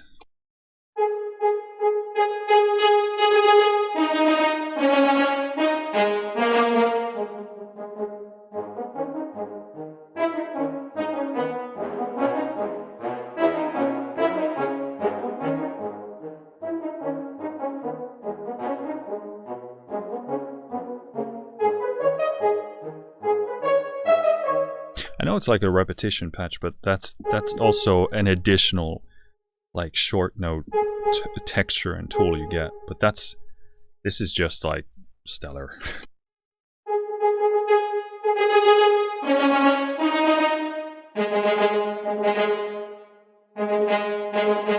Unfortunately, like my keyboard, this is heavily weighted, so it doesn't return as fast to do like the double play stuff. So I would need to use a different keyboard to do like super fast testing.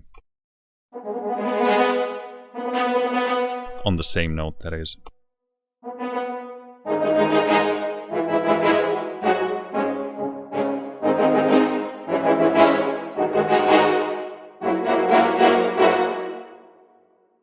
Yeah. Fantastic. Then you got some crescendo stuff.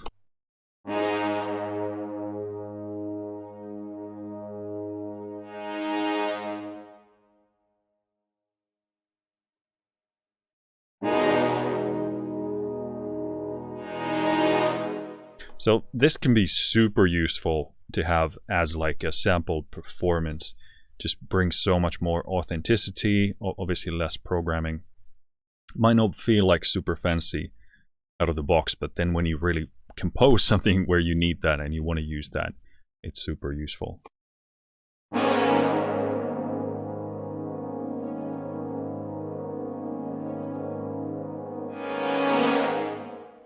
Beautiful. You can hear those tiny shifts and textures there in the background. That's fantastic when you hold.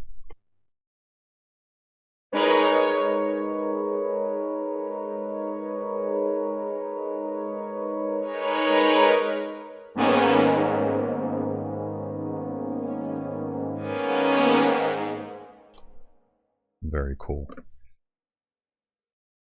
Half-tone trill.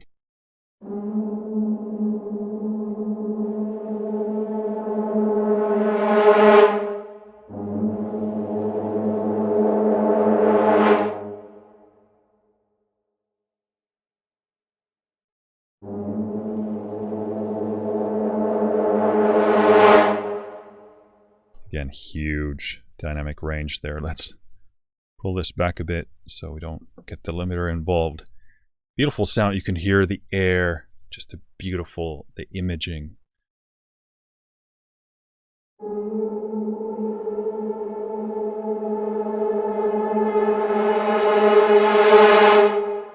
It's a massive dynamic range. Even here at the end, you think you're at the top, but no, there's more. Very, very good. Then you have a whole tone trill.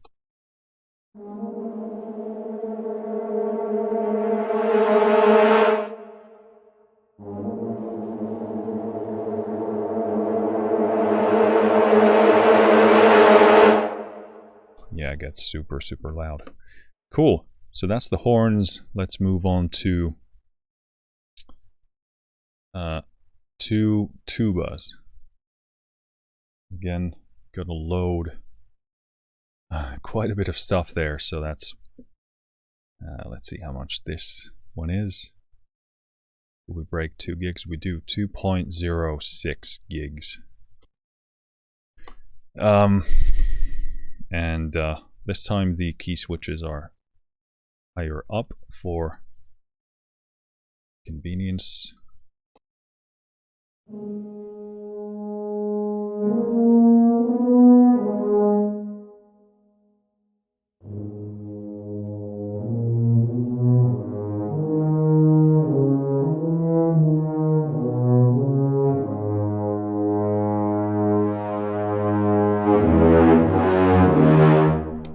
Yeah, gets very loud. Let's pull back the limiter.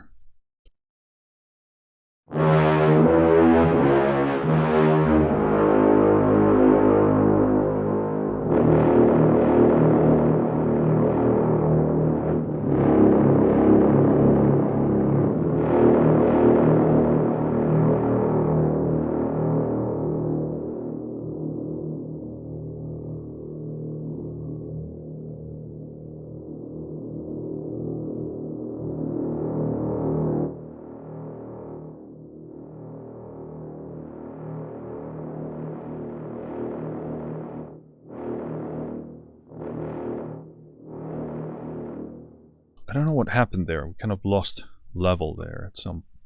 Oh, okay.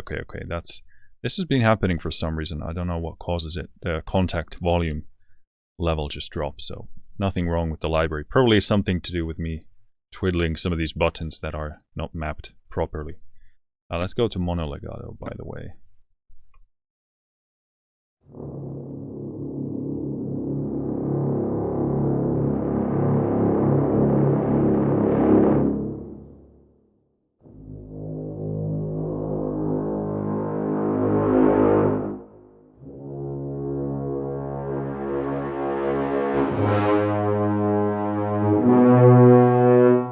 So there the resonance gets a bit aggressive. I would probably treat that to kind of keep it more in control, because it doesn't seem entirely consistent with the other levels here.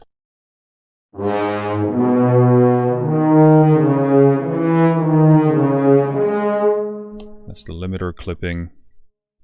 So, I mean, probably very difficult instrument in this high end to capture, but I would probably even out some of those resonances there.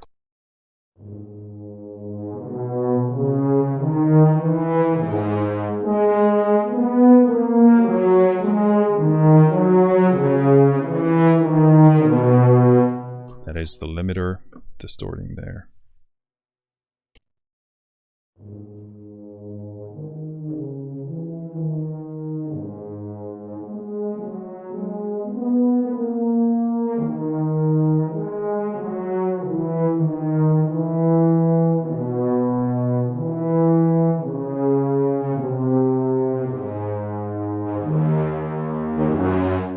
It's really an issue only at the extreme dynamic range, which is, you know, understandable. It's going to be probably pretty crazy, but yeah, I mean, just, yeah, beautiful. Flutter.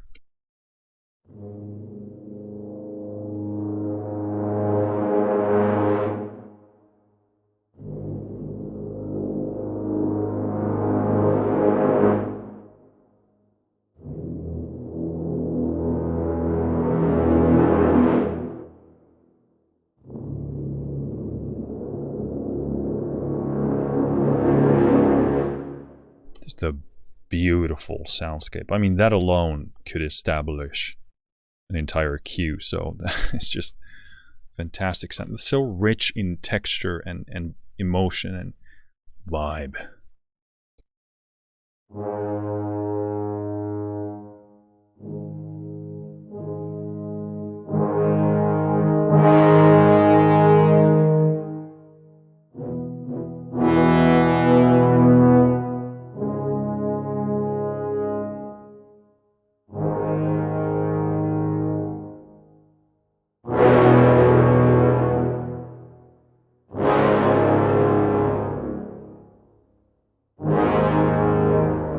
Beautiful, rich, full sound. So those were the marcatos. Yeah, I mean, this is just, like they say, it's so like consistent across the board. Like you just keep pulling magic out of this one. Tenuto.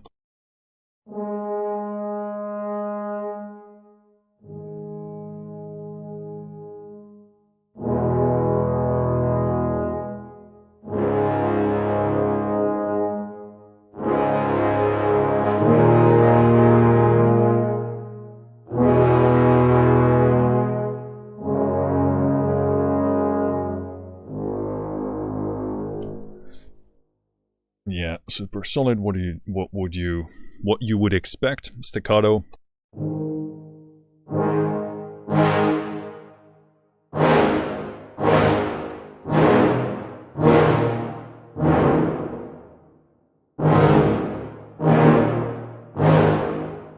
Yeah, I mean, these are hands down the best tubas I've heard, because a lot of the time tubas in a lot of libraries just get very like big sine wavy low end, then you maybe get some raspiness at the top, but you don't, like, things are too resonant. They're not very full and kind of warm and musical sounding. These most definitely are to me.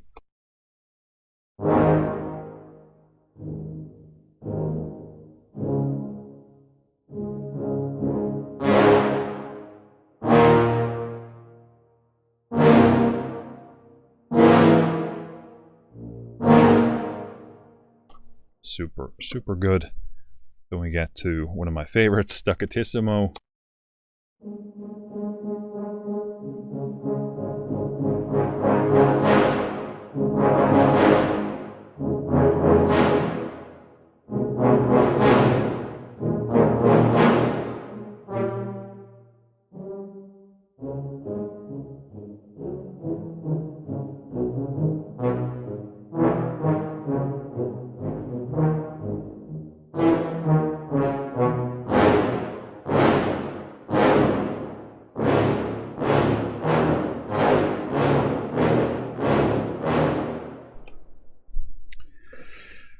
Fantastic repetitions if you want to do faster stuff even.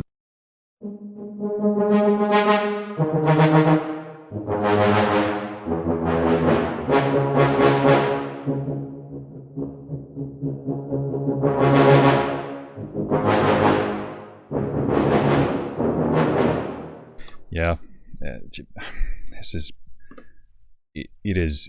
this is everything I was hoping and dreaming it would be.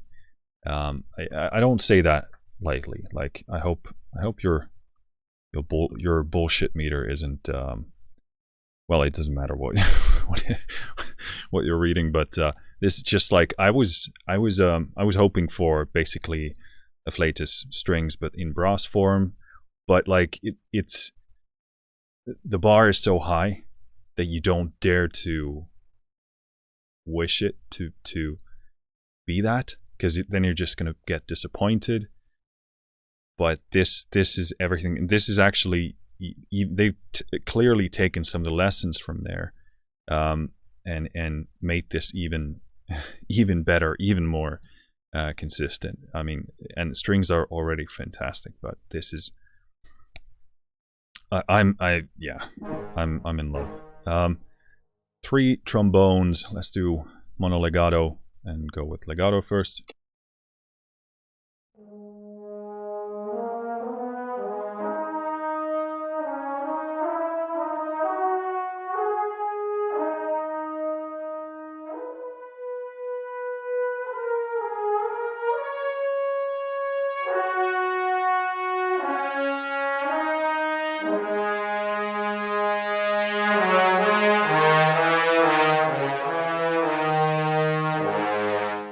Again, it's that 10 last steps there, which gives you that like extended crazy power.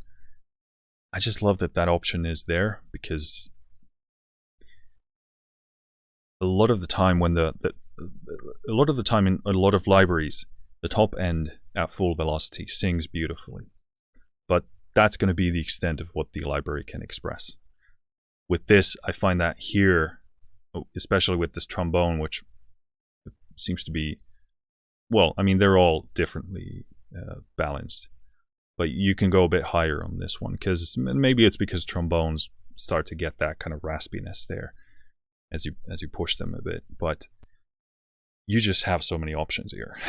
You can get as expressive as possible. I don't find, like, genuinely, I don't find there to be any textural or emotional or any kind of a thing I want to express that isn't in this range. That's really, I don't think I've ever said that about any library. So apart from the Afflatus series, but let's play a bit more.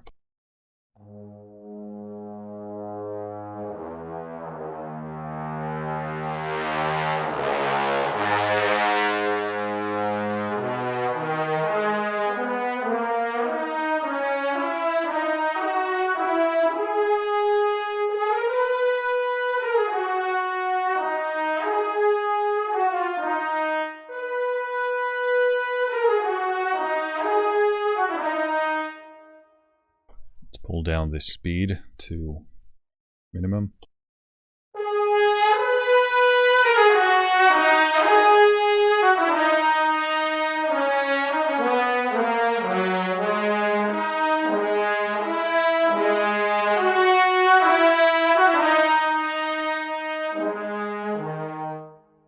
Yeah, good.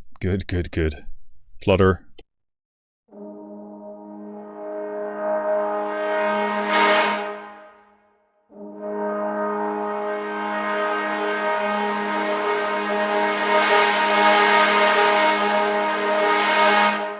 Just has that extra edge, and it's not just volume. It's not just like, hey, here's a boost of this, which it so often is in libraries. It's texture and also power, not just volume, but like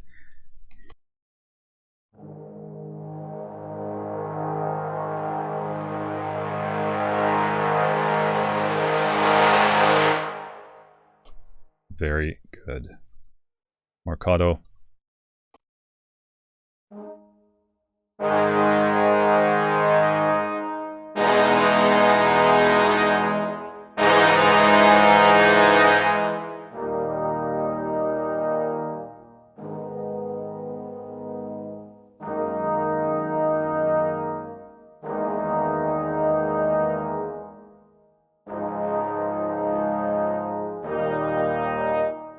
And again, it's kind of a shitty idea to be playing, but velocity is controlled by the dynamics controlled by the velocity on these ones. Staccato.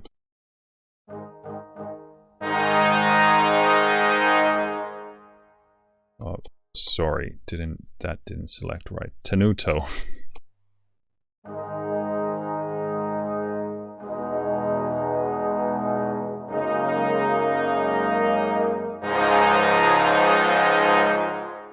Cool. Yeah, I mean, these are, as you play one, you really understand how all of them play. So, which is, again, super impressive that they are actually consistent to one another. Like, you just know what you're going to get out of this, which is extremely rare because there is so many fluctuations with many libraries that, you know, the trumpets are great in this and that way, but not so much in the other. But across the articulations here, these just keep delivering. Staccato.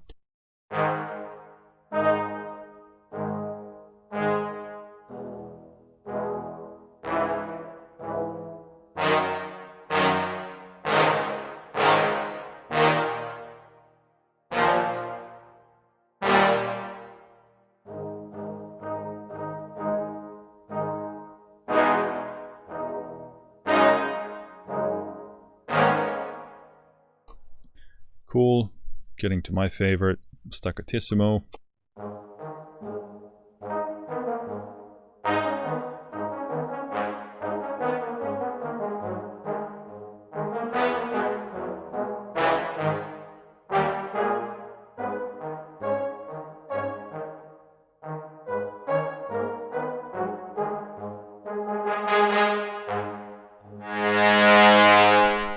I accidentally changed the articulation.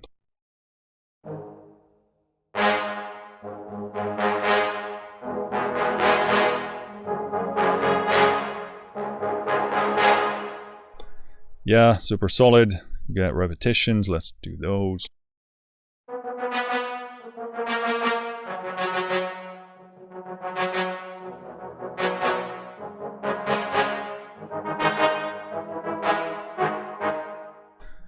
Very cool. Let's move on from trombones. Let's go into the territory of trumpets. Loading up over here. Let's switch to mono legato, true legato mode. This one clocks in at 1.88 gigs.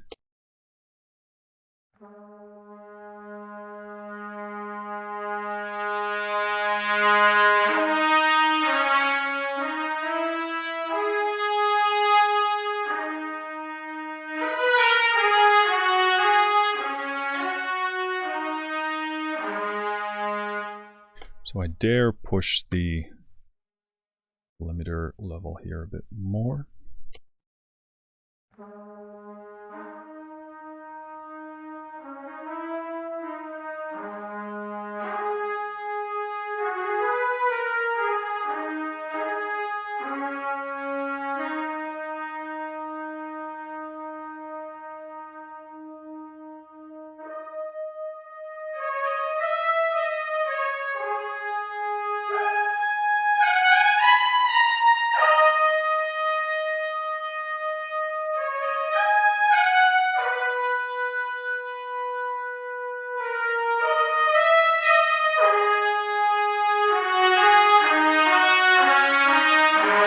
So here on the trumpets, I'm getting a bit too much resonance in certain areas that kind of make it not as balanced sounding as pretty much all the other sections of the brass, parts of the brass section here. So, and this really depends on like the perspective here. Pushing it to the top velocity would not be something I would do for like those kind of soaring trumpet melody lines. So you really have to be careful with it. There's a beautiful tone to this quiet trumpet sound as well, but it pretty much there already at kind of step 7 begins to gain a lot of that raspiness. So maybe a bit more of that end would be cool. Let me play a bit more.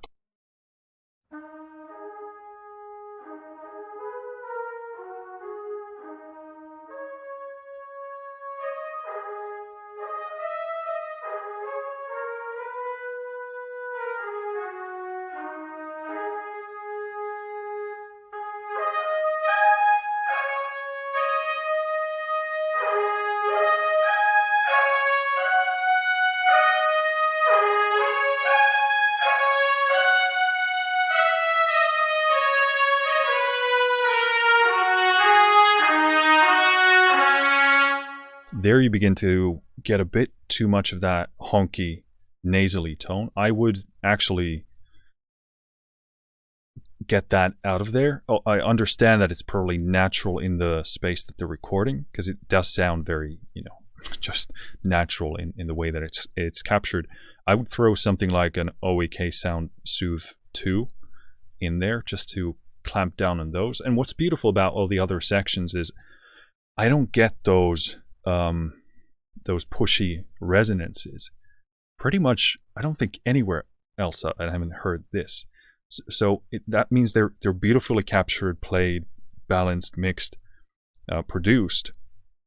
Because often it is the case that as composers who write and create with these libraries, we need to deal, especially when it comes to brass instruments, you get so many resonances that take up so much space and don't really add to the realism. So I find myself really clamping down on those as much as possible, but it does obviously affect tone, and that can kind of begin to suck the life out of and the realism out of your brass. So what I love about this so far is that in all the other ones here that we played, horns, tubas, trombones, I don't get any of those issues, which is really frankly incredible. So here that we hear some of that come in is already a fantastic achievement. But yeah, I mean, I would throw in OEK Sound Soothe over there to control that, because it does get excessive to my taste and what I would envision the sound to ideally be. But again, let me play a bit more of this.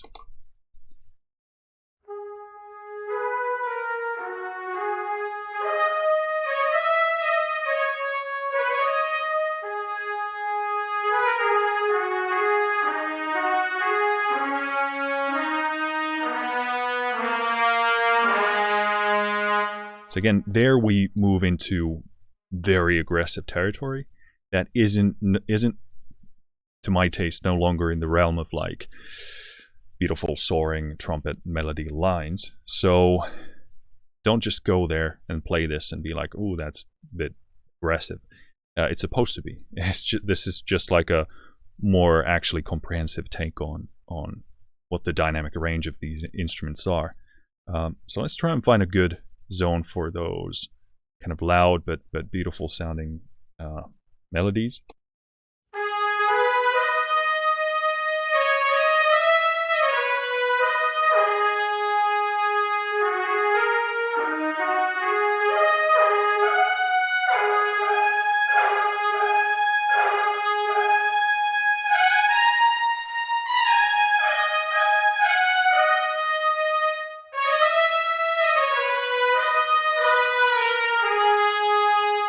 There it begins to get definitely more aggressive. So I probably, 110, MIDI velocity scale. It's a pretty good one.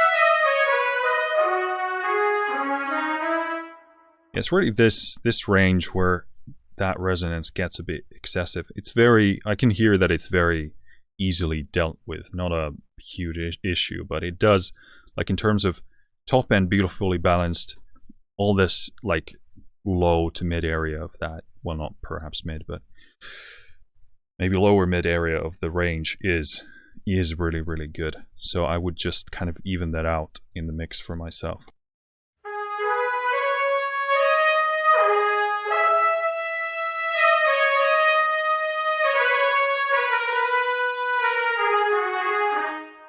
Let me make the mono speed as slow as possible.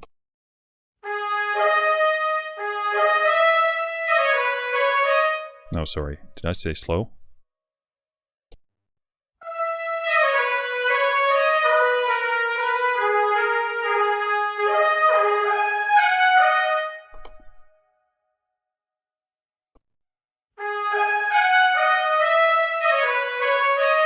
Yeah, that's faster. Yeah, here you definitely hear some of that resonance that I was talking about.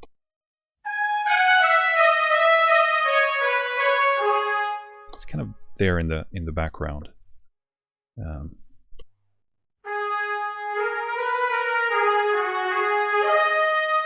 it's kind of a reflection resonance, sounds like to me. Sorry, that was my bad. It does get super loud there. Let's just demonstrate that.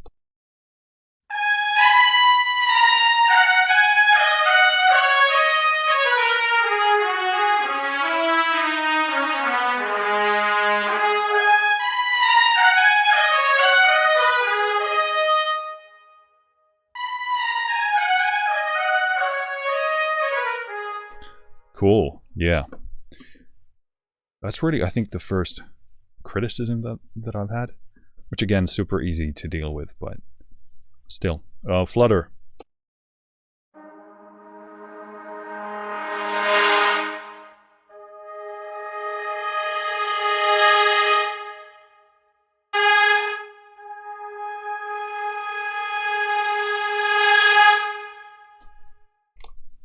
Again, really true expressive range, beautiful texture, super, super nice.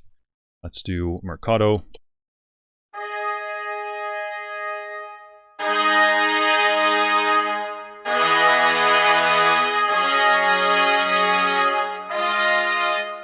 Horrible arrangement for something like a trumpet, but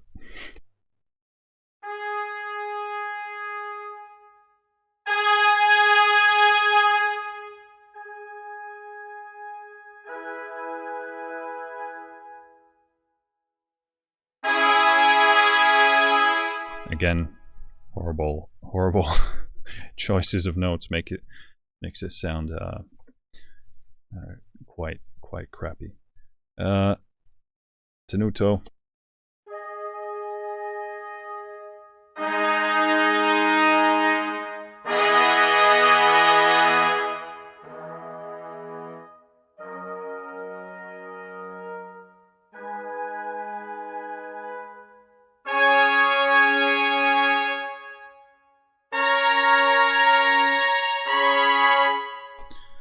Again, I need better musical ideas for that, but there you go. Staccato.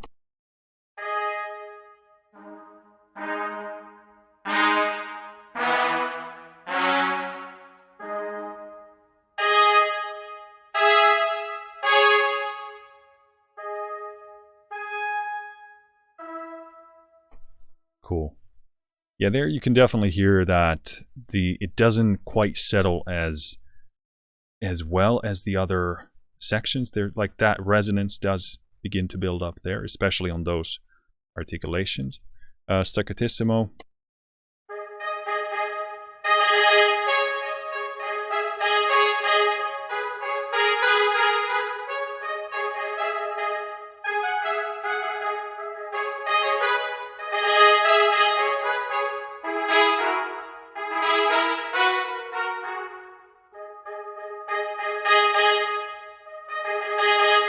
Here it feels like the aggressive end on the velocity scale hits me sooner, so I get it far easier compared to the other sections.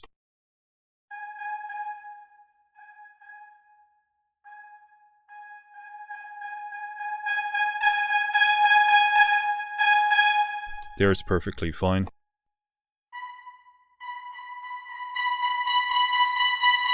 Yeah, there it hits sooner.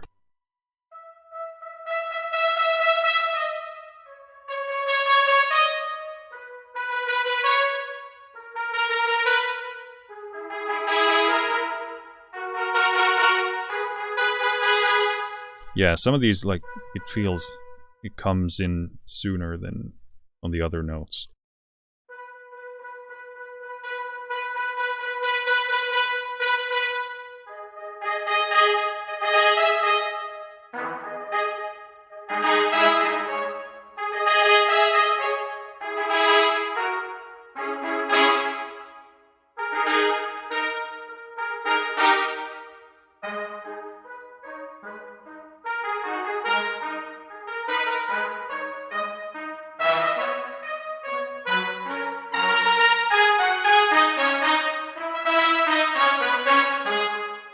But yeah, it sounds really good. You get that beautiful sound stage and imaging.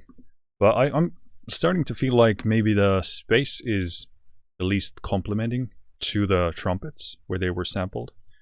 But yeah, I would definitely do maybe some resonance control work on those.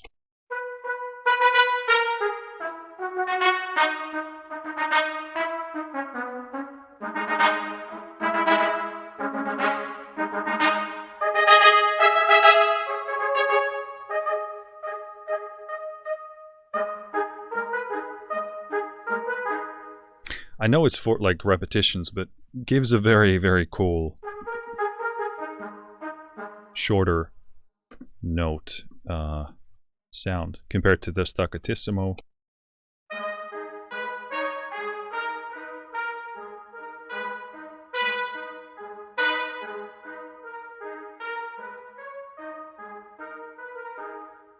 So that's, from that perspective as well, super cool.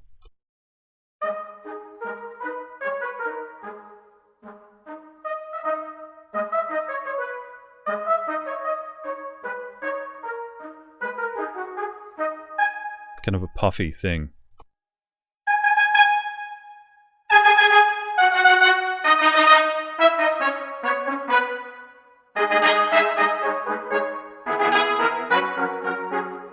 But yeah, these ones seem like sort of closer, drier, more immediate, so they're not susceptible to the resonance issue there.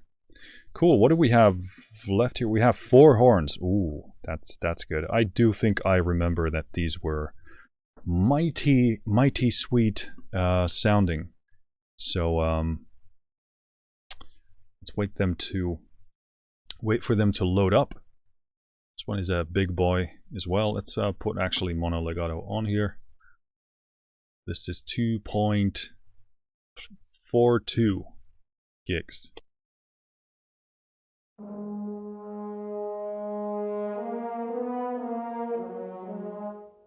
Let's push the volume a bit more here.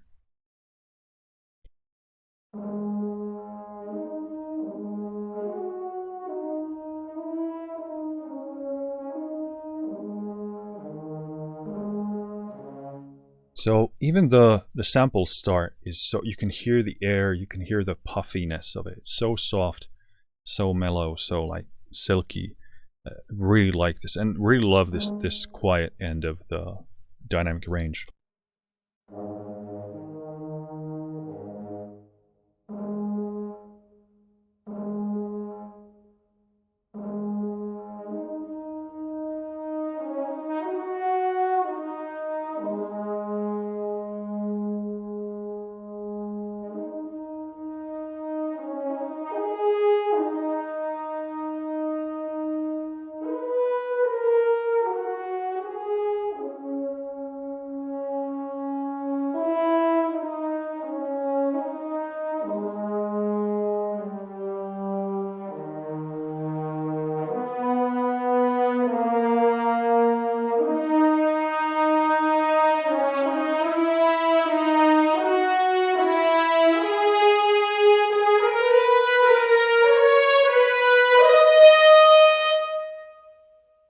this is, I think, a 10 out of 10.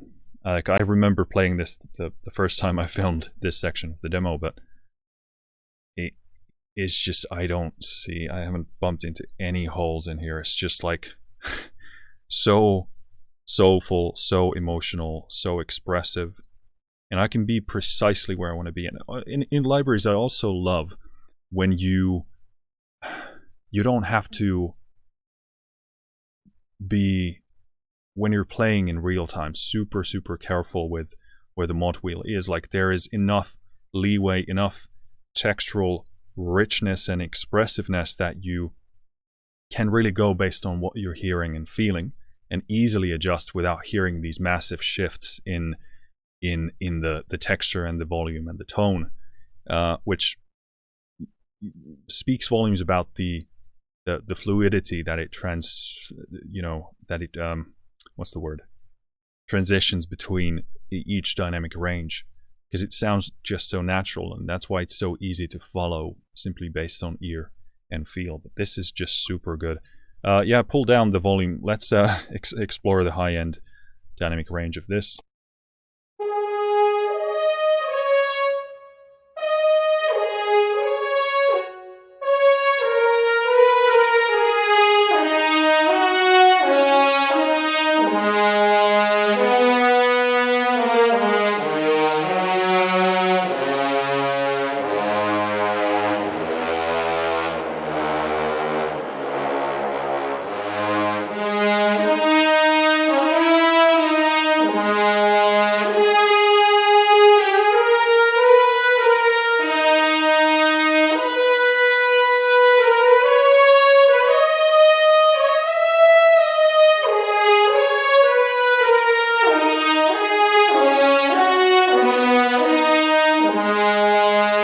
That is a beautiful sound. Like, the raspiness, the grit of it, the power, that's beautifully balanced. And here it's just like, obviously we're maxing it here, but it still keeps together in such a, tone is spot on. Often the case, like, you open up brass patches, sounds in other libraries, and they have a lot of power, and you're impressed by it, big sound. It seems like it's not pretty easy, but easier to make, horns sound really good. And also when there are more of them, they tend to, I don't know, more companies manage to sample those really nicely. But again, you tend to, after a while you work with them, especially in a mixed context, it's too much, again, of those fundamental resonances, and sort of you kind of begin to lose the edge of the power of it. It doesn't seem so impressive anymore, but these sound super powerful, like texturally.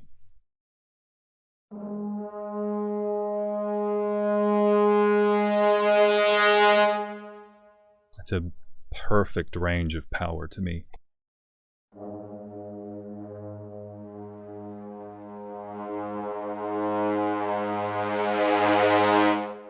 Kind of the soundstage almost kind of widens there in the back, and again those tiny imperfections, which to me are perfections, just tiny fluctuations and grit and shifting, just beautiful.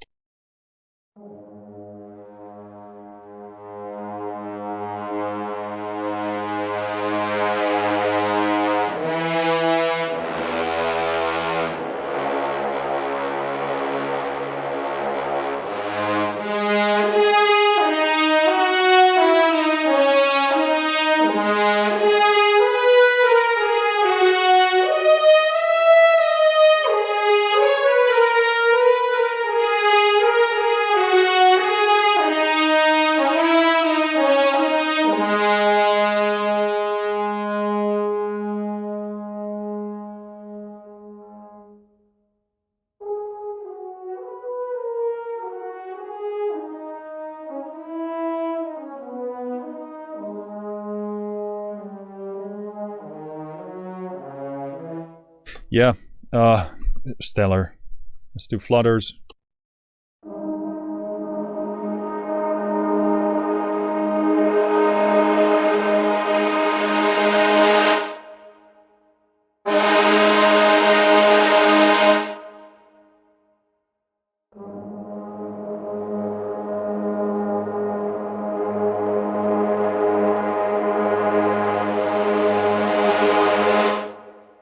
just making like transitions and risers and stuff like that is fantastic with this. Like, the imaging is so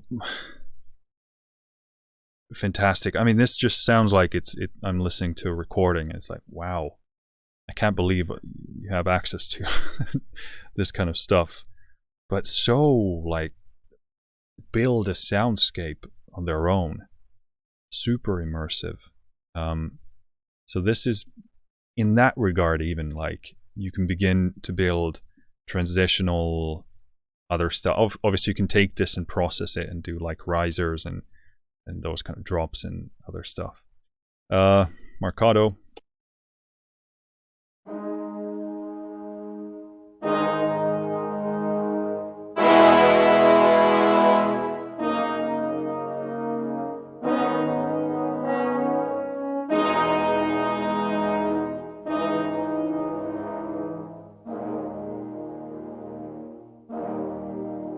And again, the puffiness in those low dynamics, just like, that's perfect.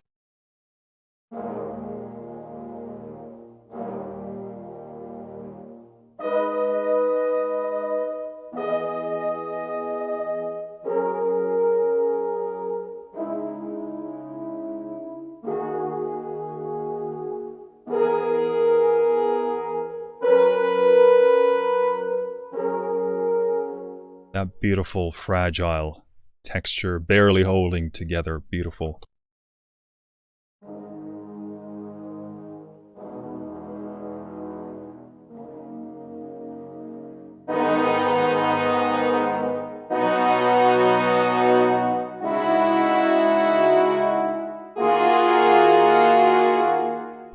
Tenuto, that was really nice. Staccato.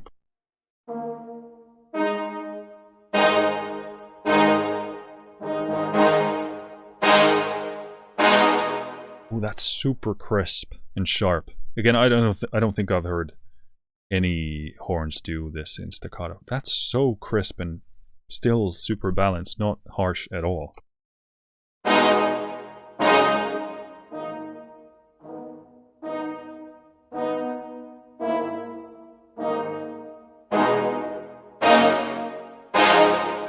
And again, tremendous range. Staccatissimo.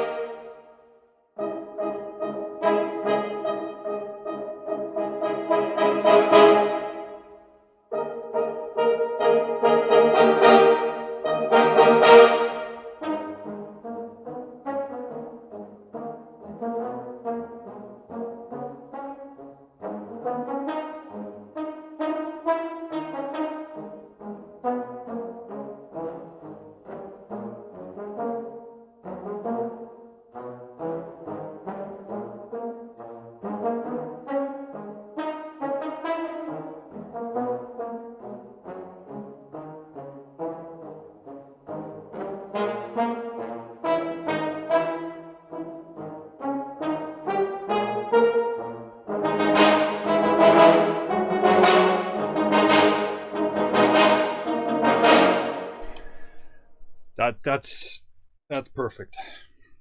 It just has so much scope. It's all expressive. It's all emotional. That is ridiculous. Repetitions.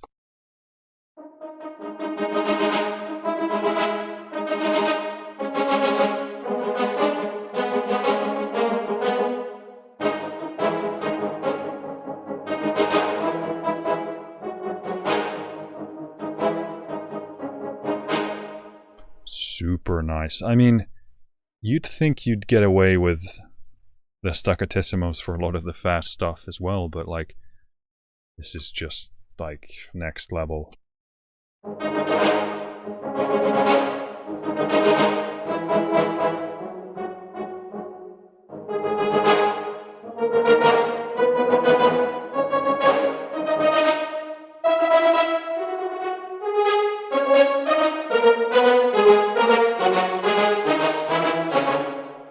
This one is just perfect. It's just incredible. Let's move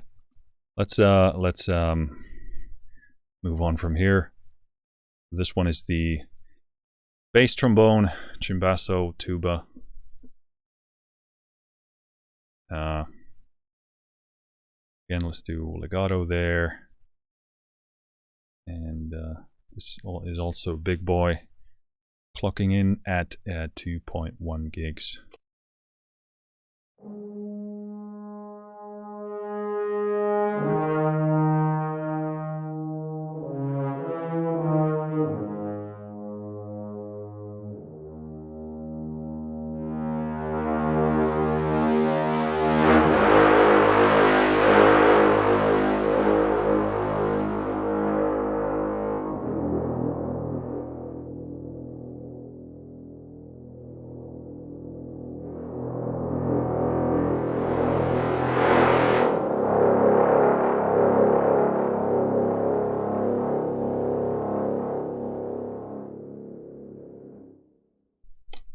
Sorry, the mic sometimes gets stuck.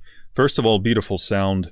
You can clearly hear the dynamic range transitions here far more clearly. I haven't heard anything do what happens here in any of the other sounds here or the other sections.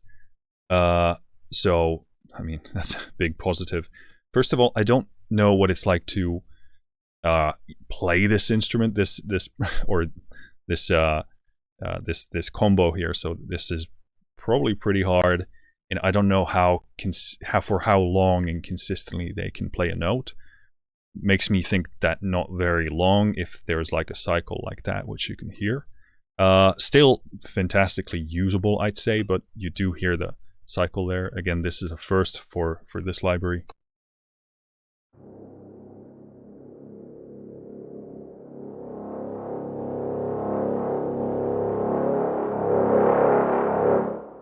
Just beautiful texture, beautiful. Again, the dynamic range is fantastic, very expressive. They're just like the transitions are clearer here between all the thirds, actually. But beautiful, just beautiful range and sound.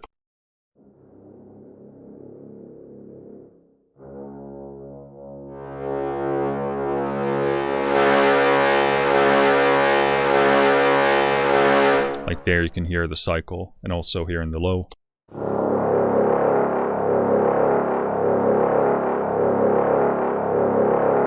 So yeah, I mean, if they could do something with that, that would be great. But again, in a musical context, I don't know if that would even be audible. Depends on what other things are going on. And again, this is at full velocity here, so.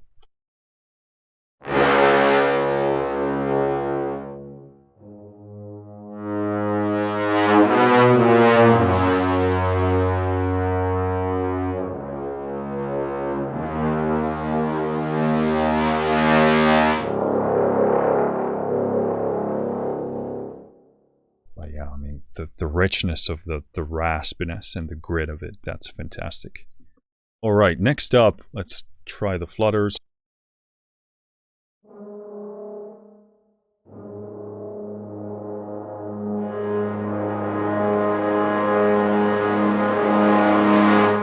Okay, we gotta pull down the gain because these get super loud. We're not even the top.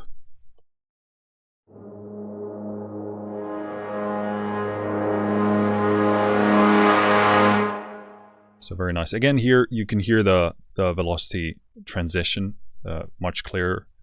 Well, actually, you can hear it. In the other ones, you period can't hear it.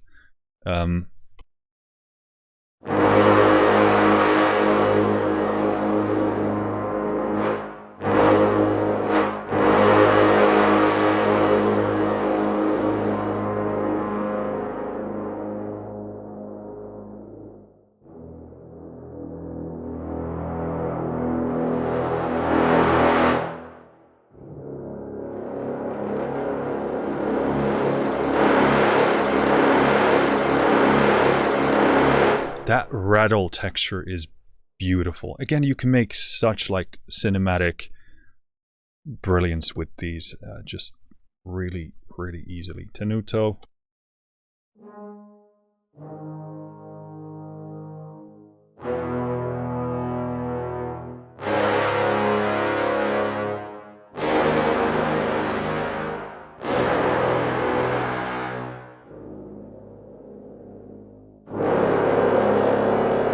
Beautiful top dynamics, super raspy, very crisp, not harsh at all.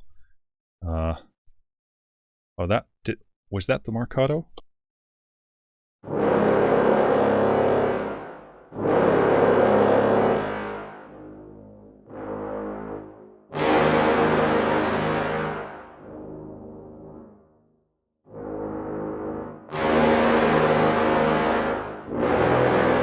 No, I think we did play the tenuto. Well, staccato.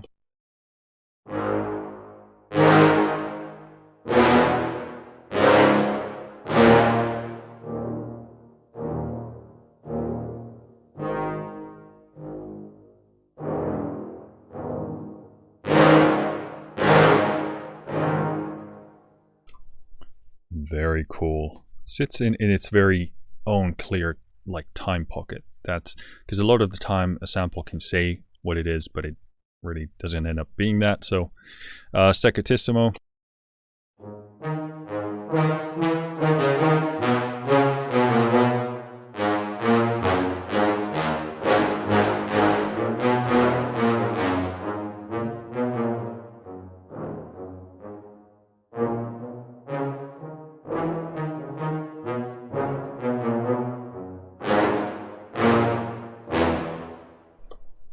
Very good. And let's do the repetitions here.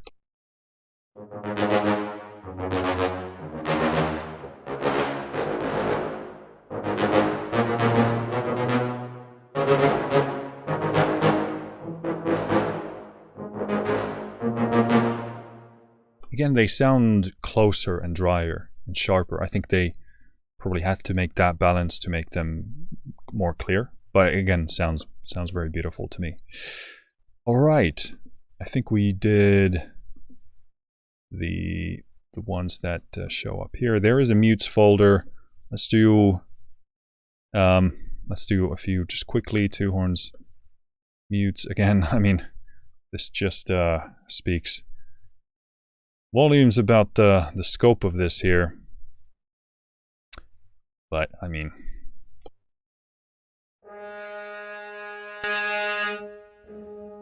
that was the mod wheel just waking up in the middle, so it's not the library.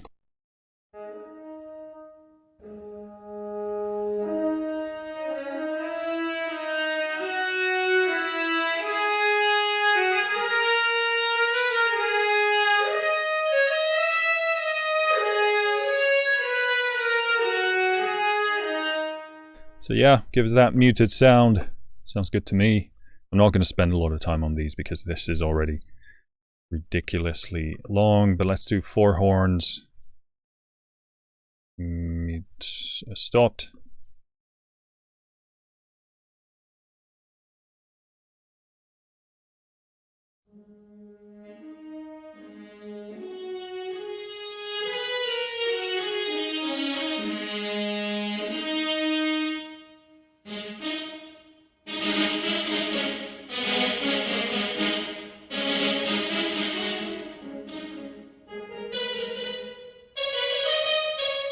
It has that kind of a suckier sound, not in terms of like it sucks, but like the mids are quite scooped there. That's part of the just the sound of that. Maybe a bit aggressive to my ear, but you know, that is what it is. Let's do 3 trumpets, mutes in monolegato.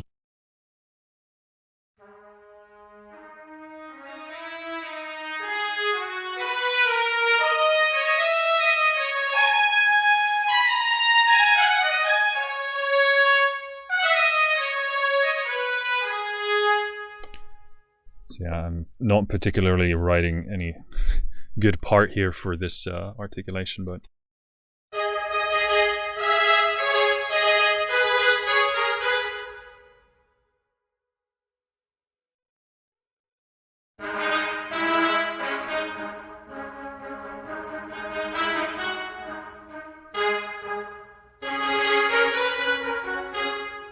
nice puffy tone to that. Yeah, I mean, if you use muted stuff, it's there. The scope of this is just pretty mind-boggling. But yeah, I mean, we went through that folder. So yeah, this is the this part of the refilming of this section. Next up, I believe we're going into the solo instruments, which, you know, spoiler, are just mind-blowingly fantastic, and I can't believe it's all in this one library, which, you know, the price tag might be a bit aggressive to some people at first glance, but once you see what's in here, it in my personal opinion becomes a bargain, considering that many other companies you know, sell. So first of all, the solos don't tend to be all that good overall, and they sell them in separate library packages, so the price goes ka-ching up. And yeah, I mean, this becomes the value of this, in my estimation, is even more appealing with the intro pricing. Again, I haven't been asked to mention any of this. This is just my own opinion and take. So yeah, I mean, it is a heftier price tag, full price, but like they state, this is so many libraries in one package, and there's no loss in quality. Quite the opposite. This is the best stuff I've bumped into in this realm. So cool, but let's go into the solos. Okay, solos. Going into solos, we do multi solo bass trombones. Oh, sorry, trombone, because it indeed is a solo. Again, let's mono this up.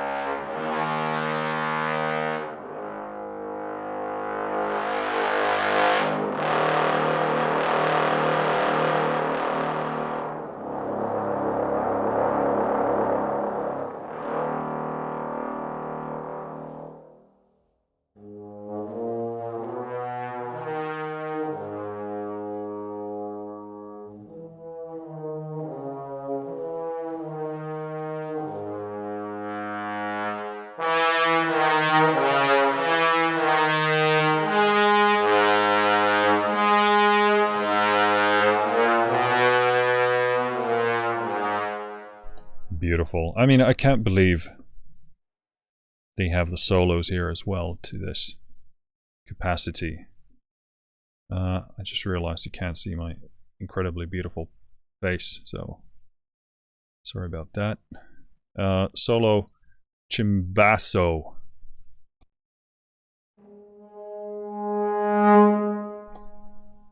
Let's do a mono.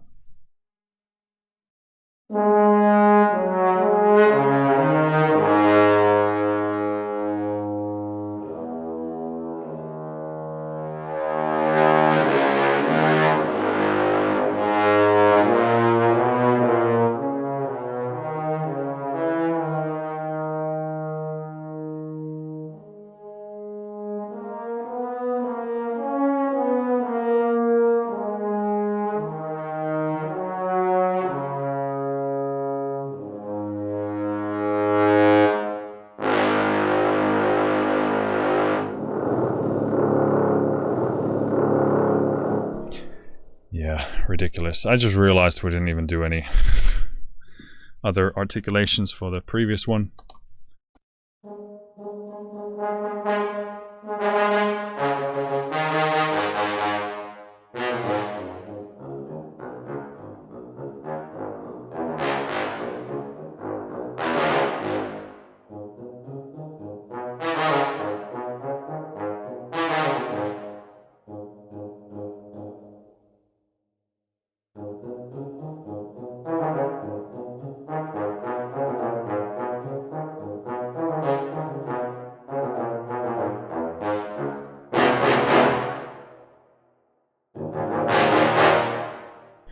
Again, stellar. Let's jump back in here. I'll do some of the short note stuff for you for the solo bass trombone.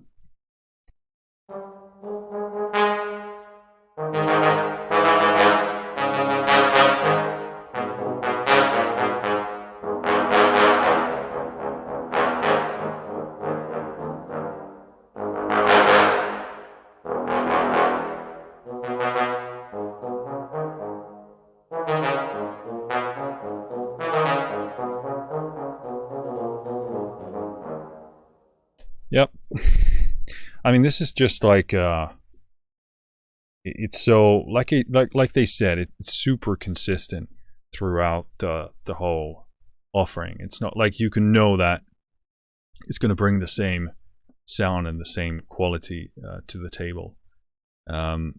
So that's super nice, because you can just then go to an instrument that you want to write for it instead of playing all kinds of tricks of how to get the sound you're after. Solo French horn.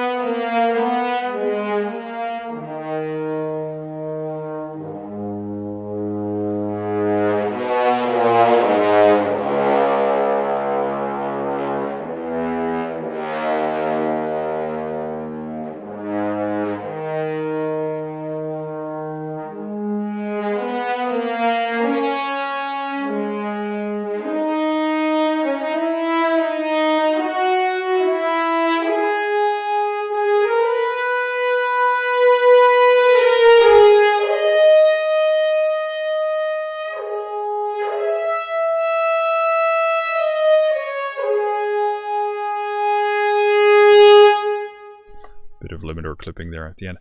Massive range, and what I love about it is that it's truly expressive and texturally very rich. So like, if you like, because with a lot of libraries you tend to go full velocity, because then you get some of the textures that you would maybe get here with this one at this range.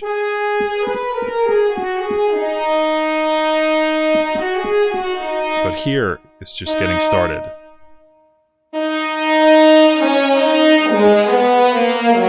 So you really get that, like, you know, proper raspiness and power. That's very, very, very, very impressive. Because so often with libraries you have to kind of like play with what you actually hear instead of what it's saying it's doing. You know, this is whatever, and then you're like, it doesn't sound like it, so I'm going to use this because it actually sounds more like what I'm after.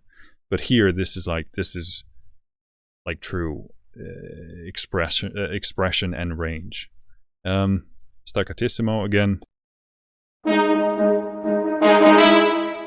Okay, super loud.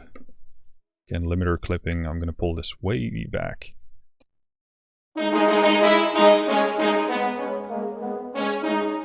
Super expressive to play here.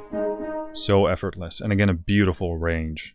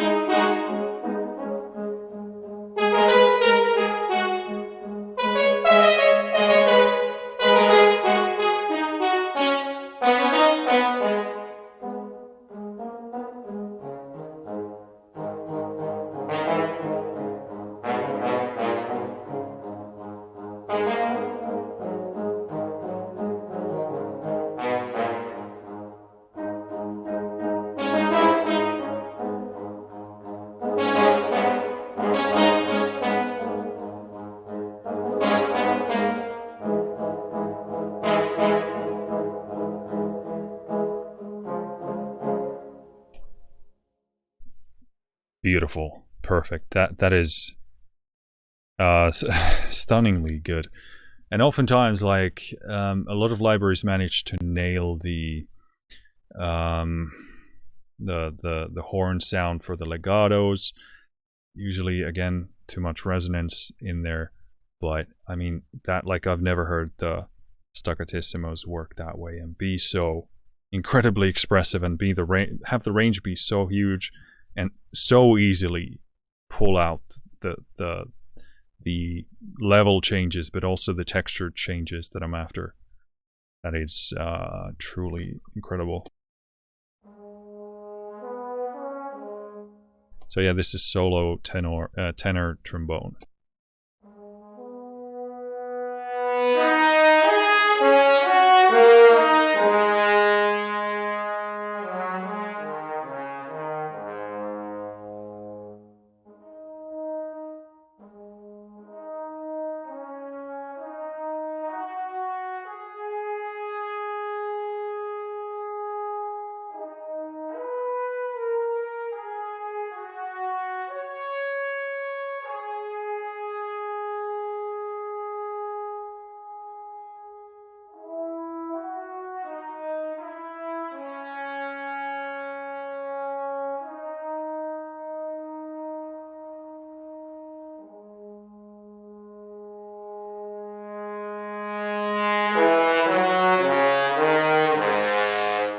Yeah, ooh.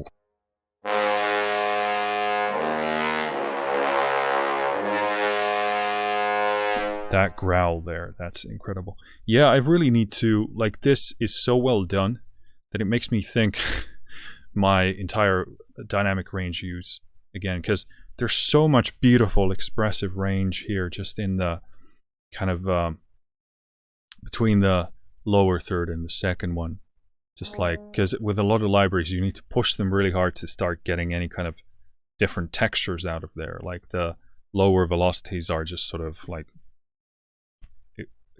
I don't know, tweaked sine wave or something like that. But this is so expressive. Like I can just listen to what it's doing and just go with that, which, you know, makes going really to this top end range like it would be with an orchestra kind of a rare thing. Obviously it depends on what you write, but that is extremely impressive. And again, staccatissimo.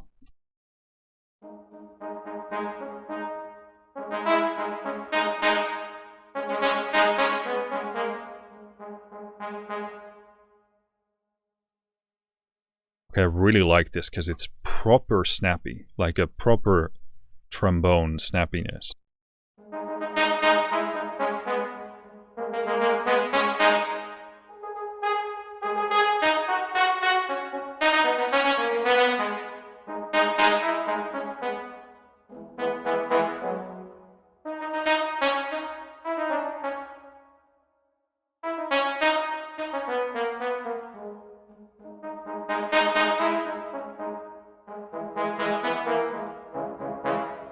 Yeah, again, extremely impressive. Next up is a solo trumpet. So this is gonna be very interesting.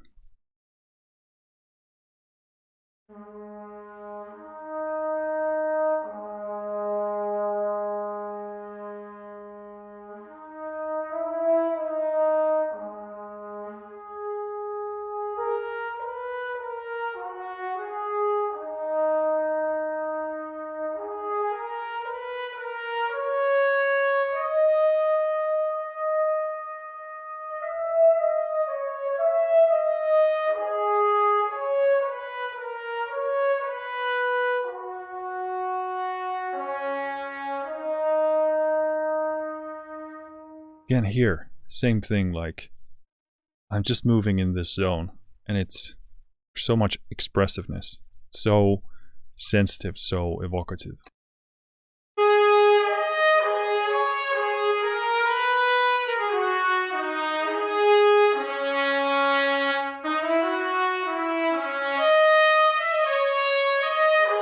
Okay, so many things I love. This is like compared to the ensemble, which had that kind of resonance build up here, especially in this range. This one doesn't have that. This sounds super easygoing. Like, and I mean that as the best possible compliment. Like from a mixing perspective, this is very, very controlled and tamed and super, like, has that edge. And some of the textures you get out of some of these notes are super raspy and growly.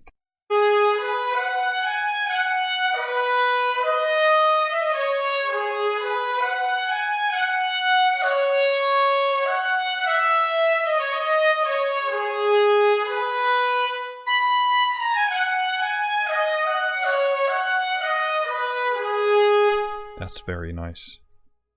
Again, it doesn't get like excessive or super aggressive. It gets the point across without me having to, you know, get rough in the mixing phase to get rid of all that pushiness.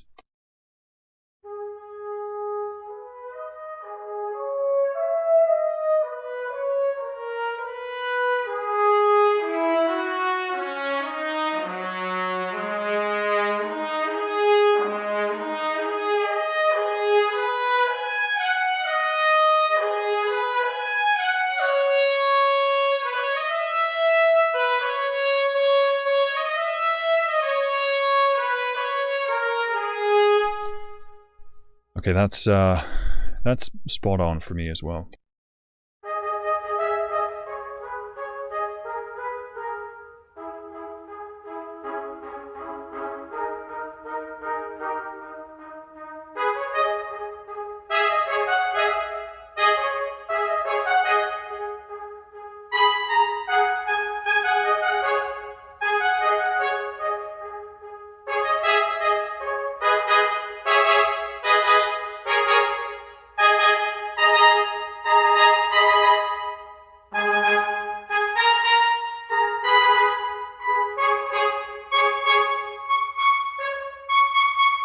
Yeah, how they made that very, very pleasant, considering the instrument and how high it's pushing. Very impressive.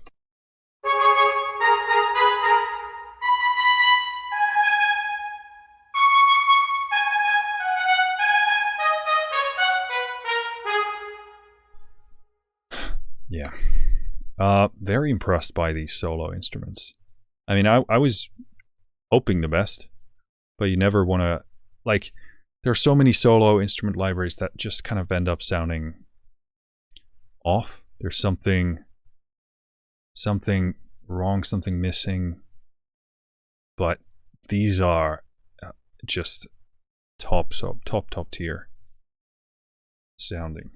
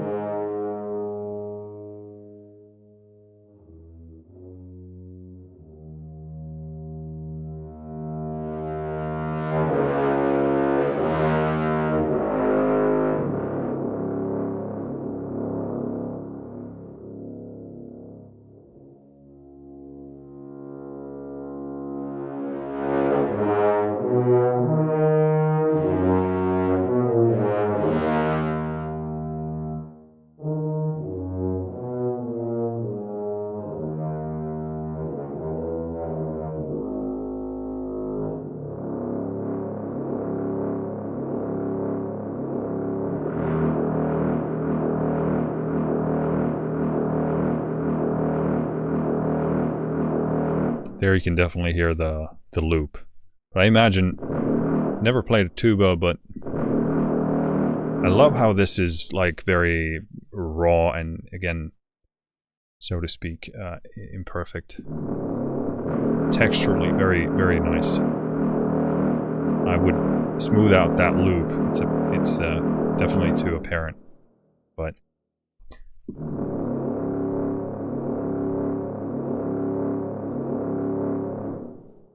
I don't know how long they can hold playing that note.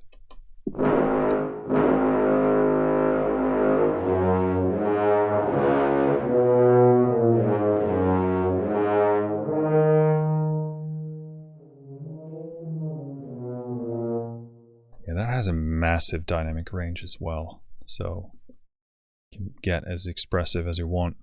This one has mutes as well. But in all honesty, well, okay. French horn mute.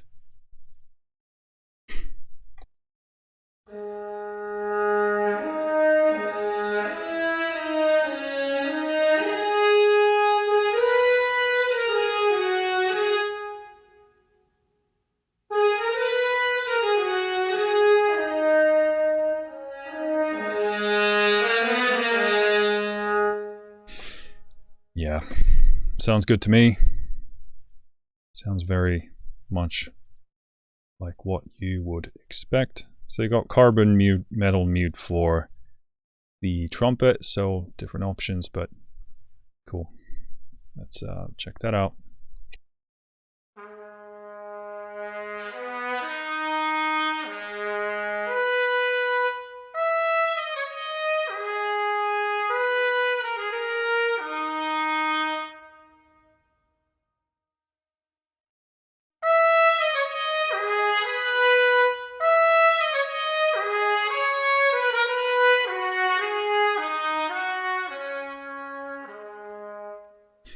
Yeah, sounds fantastic. All right, I think this is gonna be it, because this has been going for a long time. Just opening up this preset with the beautiful art to wrap this up. Yeah. Wow. You know, I was hoping to get the brass library to rule them all, and for me, this definitely fits the bill. I mean, in terms of summarizing this, I thought I was being strategic when I started with the curated ensemble folder, because I was thinking that would be sort of, I don't know, the most I don't know, refined expression of this. But I mean, I was blown away just how absolutely stunning out of the gate the actual individual instruments were. Not that I wasn't expecting that, but like, I expected to be the most impressed by the curated ensembles in terms of like productional impact, and they sound absolutely fantastic, but they, you know, serve that one sound that they're going for. They do so fantastically, and you get such a wide offering of those different soundscapes and styles that they cover pretty much all ground that I can personally ask for. But these ensembles and the solos, they're just absolutely stellar sounding. They're so dynamic, they're so texturally rich, they're so emotional, they're so expressive. And like, I found like areas in the dynamic range here, and not just the dynamic range, but the textural richness also, the scope in there is just, I haven't played that in certainly not in any brass library. And I want to jump back in Afflatus strings again to see how these, you know, how they achieve the same thing. And you know, I've been writing this soundtrack for a long time now, and we don't use much orchestral stuff in there. So I mean, and if we did, I would be using Afflatus strings for sure in that one. So that's why I gotta refresh my mind. But these are like, to me, as far as I'm concerned right now, end all be all brass library. I'm just shocked by how good these individual instruments and sections sound, and they're super versatile. Like, they're not stylistically locked in as much as I expected, because I was expecting them to be, you know, the kind of more maybe classical, maybe sort of middle of the road, you know, stylistically, but they're super expressive to me. I can do pretty much anything I want with those. So yeah, and they play so nicely. So like, I cannot give anything but the highest praise to those. And yeah, I mean, curated ensembles. Some of these are, you know, kind of baked in, have layered instruments like percussion in there as well. I'm not a huge user of those myself, but sometimes a use case comes up, and it's nice to have those in if you don't want to do them, you know, from scratch yourself. And like I touched on, some of these nail kind of the soul and the vibe and the sound of something probably far better than what I could, maybe, depends on the context, you know, conjure myself. So they are super useful to have in that regard. Yeah, I mean, it's going to be very interesting for me to pull up some of these patches and compare them to some of the single instrument ones here. Obviously, many of these combine different brass instruments into like a unison thing. So, you know, but still very interested in doing that comparison at some point. But yeah, very, very, very impressive. And also the chosen one do so much more than the matrix thing. Super useful to have those kind of fading in and fading out. Experimental folder. Again, I don't know if this was kind of in their eyes like a added extra that they, I don't know, didn't want to put somewhere else. But I mean, to me, this seemed like David and Goliath could easily be in the curated ensemble thing. Very nice textures in the, like, It Lives Among Us and Dark Ambient Pad. It's just a lot of like scope, a lot of ground. Sometimes tiny differences and sometimes bigger, but again, this covers so much ground, has so much scope that it's kind of leaves me speechless in that regard, because kind of difficult to wrap your head around it, but definitely a very rich toolkit to have. Cool. Well, I mean, I'm just repeating myself. I'm still kind of like, I think very much similar as I was after the Afflatus strings video.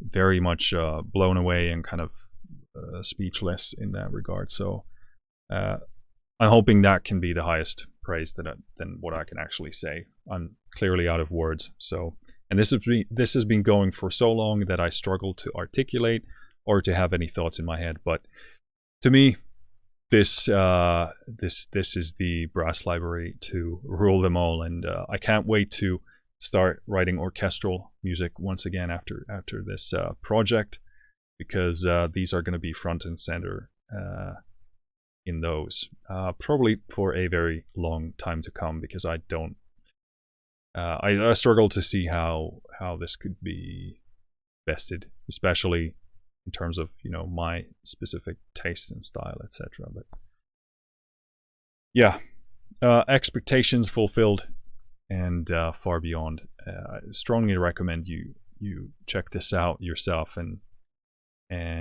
you know, get it if you have the money and the need to do so. Also, they seem to have like a bundle which combines brass and strings together, and I think together they cost about as much as this will cost full price. So that seems like a very good deal in my eyes. Again, that's my own opinion and impression of it, but I would consider that very much if you have the need and obviously can afford it. But blown away. Again, thanks to Strezov for sending this over. I just blown away. Let's leave it at that. So let me know what you think of this video. Let me know what you think of the library down in the comments. Thank you for listening. Thank you for watching. I'll see you next time. Finished.